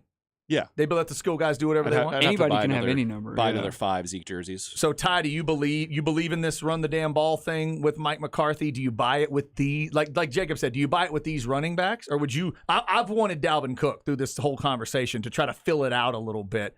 Are you buying his idea with this guy, with this group? I mean, I've been pushing for Zeke to come back for a while now. I'm gonna have to stand on that hill. Is that a better idea for you than Dalvin Well, Cook? Dalvin Cook, I'd rather have Dalvin Cook. Okay. I'm not that delusional, Right. but if he's really truly wanting $13 million a year, which 13 to 15, which he's been saying, we can't afford that if we're going to re-sign Zach Martin and extend a few guys during the Yes, season you too. can. So wait a minute. It's been established this week, if y'all didn't hear this, that Bijan Robinson's the highest paid guy in the league now, 13.72. How in the world can Dalvin Cook argue for being the highest paid running back now? I don't know. That's That's- lunacy. Yeah. Man, I need 14 or 15. No, you don't. Dalvin, I love you. And I need that. I want that position to get more money too. I think they are getting screwed in a certain way, but come on, dude. When Christian Kirk's making how much money per year? Like $23 million. Hey, learn how to play receiver. Yeah, I mean, because like people like Shanahan in San Francisco are telling these running backs, I don't need you. Debo can play your position. yeah, but it's getting so out of whack though. Quarterbacks making over 50, receivers up over 20, tight ends are up over running backs now. We can't break some of that off for the running backs? Is there something, man? And I don't know. Maybe Bijan, I said this yesterday, maybe Bijan's going to help reset the idea. Are we going to have to get to a point where if you get drafted that high, the agents are going to have to push you up to a certain number, and then that's your big deal? and you just never get it again? Like maybe you get the second deal, or as a friend of mine said to me last night, you got to work towards your second deal, but know you're never getting to the end of that deal. Is that how running backs have to think about it? I would, yeah. It's a sad reality. Right? You're never going to see a third contract. Well, you might see a third contract, but it's not going to be what you want. So not a third contract, but it won't be long term and it won't be with the team that drafted you. Yes. Right? How often do receivers get that kind of deal, though? Like receivers, I've seen them get a second contract, but how many of them are getting the third contract from the team that drafted them? That's a good question. I guess based off of what we were just discussing there, maybe is it just do they get to the end of the second deal? Right. Do a lot of receivers get to the end of that second contract? Do you get to fulfill the big deal that everybody works towards, the one that isn't slotted? Yeah, that is a crazy one. Somebody said Zeke will come back wearing like 76 or something. Let's go. He'll have the backup center spot on the roster as well. Yes. There you go. That is rude. I don't know if Zeke is that big, but I bet he's not wearing the half shirt nowadays. And to everyone on the text line telling me how bad that was, yeah, I know. It's okay. You don't have to tell me. Yeah, congrats, guys. I didn't go into that thinking I was a world-class performer. You know what? You found the joke. Yeah, there you go. You know what, Ty? There's a saying I've made up as I've gotten older and older, and it works for me. And I'm sure I still look like an idiot to a lot of people doing a lot of things, but No. you don't need to worry about how it looks, or in this case, how it sounds. Just how it felt. It felt great. That's it. And it feels great every morning when I sing it to myself. As long as it feels good to you, that is really all that matters, brother. That is really all that matters. And just for the full effect, your backup singer there was Russell Crowe. Correct. Okay. Javert. Javert. Now, Nice. correct me if I'm wrong. The lead character in Les Mis is Jean Valjean. Jean Valjean, who in Okay. the movie is played by Hugh Jackman. Oh, I see. Oh, I dig Hugh Jackman. Oh, I know what this There's is a now. ton Yeah. of great actors in the movie. Okay, so that's the Broadway performance is like if you enjoy musicals, that's what you need to see. But I saw the movie before. okay. I would definitely check the movie out because I'm a big fan of both of those guys. Love, And Anne Hathaway is in it. love Hugh Jackman. Love Russell Crowe. Sacha Baron Cohen is in it. What? He's the innkeeper, and Really? he's a great singer. Is Yeah. he? Oh yeah. Okay. I like Sasha. It hits every because it's like a 2:45 movie. Which woman did you just Ooh. mention is in it? Anne Hathaway. Oh, well. In the first act, she's the main character pretty much. I do like me some Anne Hathaway. All right. I might have to look, I've broken the seal now. If I'll sit through Grease and Hamilton, Barbie. I did go see Barbie. I'll check it I'm out. telling me and all my friends, it wasn't just me. Like we were all into that Les Mis stuff, and we still all are. Yeah. Like, we'll all sing together. That's good. Do you hear the man. people sing? I've met a handful of your friends. It is so hard for me to picture that group getting into musicals, but it's cool. It's interesting. Well, and also I can't imagine anybody in that if in that realm you have locked onto something that's gonna last. It's Forever. going to take you to the end of your life and well beyond because it's such a legendary everything. It's already like 200 plus years old. Bookstore, right? It's a book. The story. It's just I mean, you're right there. It's not like you latched onto some. Yeah, that's how we got it. We read the Les Mis, like we read the exactly. is it a book or just the play itself in book form in middle school? In Okay. English class. Look at that. Now, was that in the Westlake? You're already in the Westlake system by then? Yes. How about that Westlake school system? Having you read Les Mis? Culturing. Of course. It's excellence. Heavy culture. That's what the W stands for over there. It's not Westlake. It's We Are Culture at Westlake. I like that. It stands for 3 words. Yes. It's the 3 points of the W. Come on. We are culture. Very good. Thank you very much. I appreciate that help. All right, coming up, stems and seeds before we get out of here, including another big injury in the NFL. Can he get back in time for games that matter? We will take a look at that schedule for a team I know a lot of folks are talking about. We'll hit that and then get you off the ball. Don't lie with Rod and Harge and Patrick. Stay with us. It's the Horn.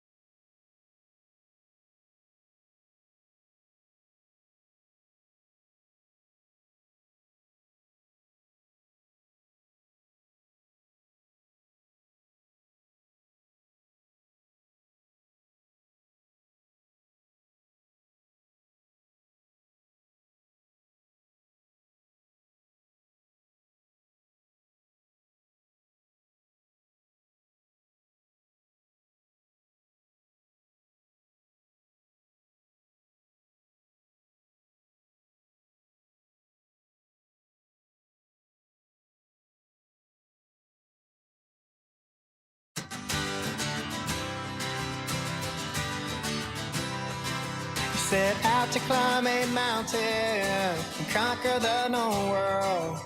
You bright-eyed and bushy-tailed on track to self-destruct, oblivious and in a rush.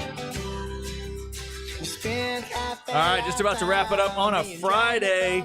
Love the usage of the word oblivious in a song, but I don't know what it is. I feel like I should recognize this voice, but I'm not quite there. Who is it? This is my favorite band.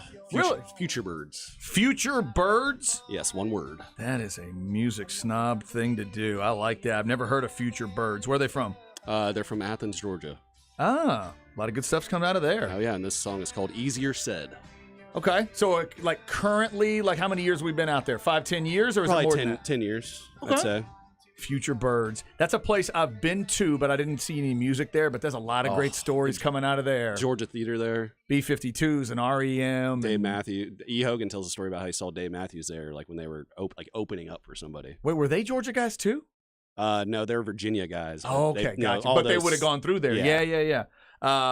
That is a big time musical place. I'm telling you, when all you Texas folks get yourselves into the SEC, go to Athens. If you want to hang in a town that reminds you of Austin in the right ways, but also a badass college town in the right ways, go to that place. I visited Deal. there several times. I had a little bit of a flint. My high school girlfriend went there. Is that right? So I'd go visit every once in a while. I had some friends that went there too. Lord. Oh my God, so much fun. It's the most bars per square foot in America, like in a city. Let me remember a second. Yeah, there were some bars involved. Yeah. I went to a few. And also, you could One, show two, them three, four. I went to some bars. all the bouncers there are like 18-year-old college kids, so you could show them like a credit card, and they'd be like, "All right, come here." My friend actually did that. He's like, "Watch this." We were all 21. He's like, "Watch this though." Just like hand him a credit card, and they're like, "All right, there you go." Didn't even look at it. Was they're that, just getting people in the door. Yeah. Yeah. was that a bus pass? Hey, hunker down, dogs. Leave them alone. Who cares? Get them in there. Get them in there. Yeah, definitely go to Athens. I don't know when that first time will be set up, but it is really cool. That They're not coming here next year. Not only that's right, they'll be there, and then hopefully they'll just go back, and that would mean 25 in Athens. Hopefully, if they can get the You would schedule think set so. up. Yeah. But we all know that schedule's one time, so Right. they're gonna have to really reset it for 25 or 26, and then get a pattern started, and then you'll be able to plan your SEC trips. All right.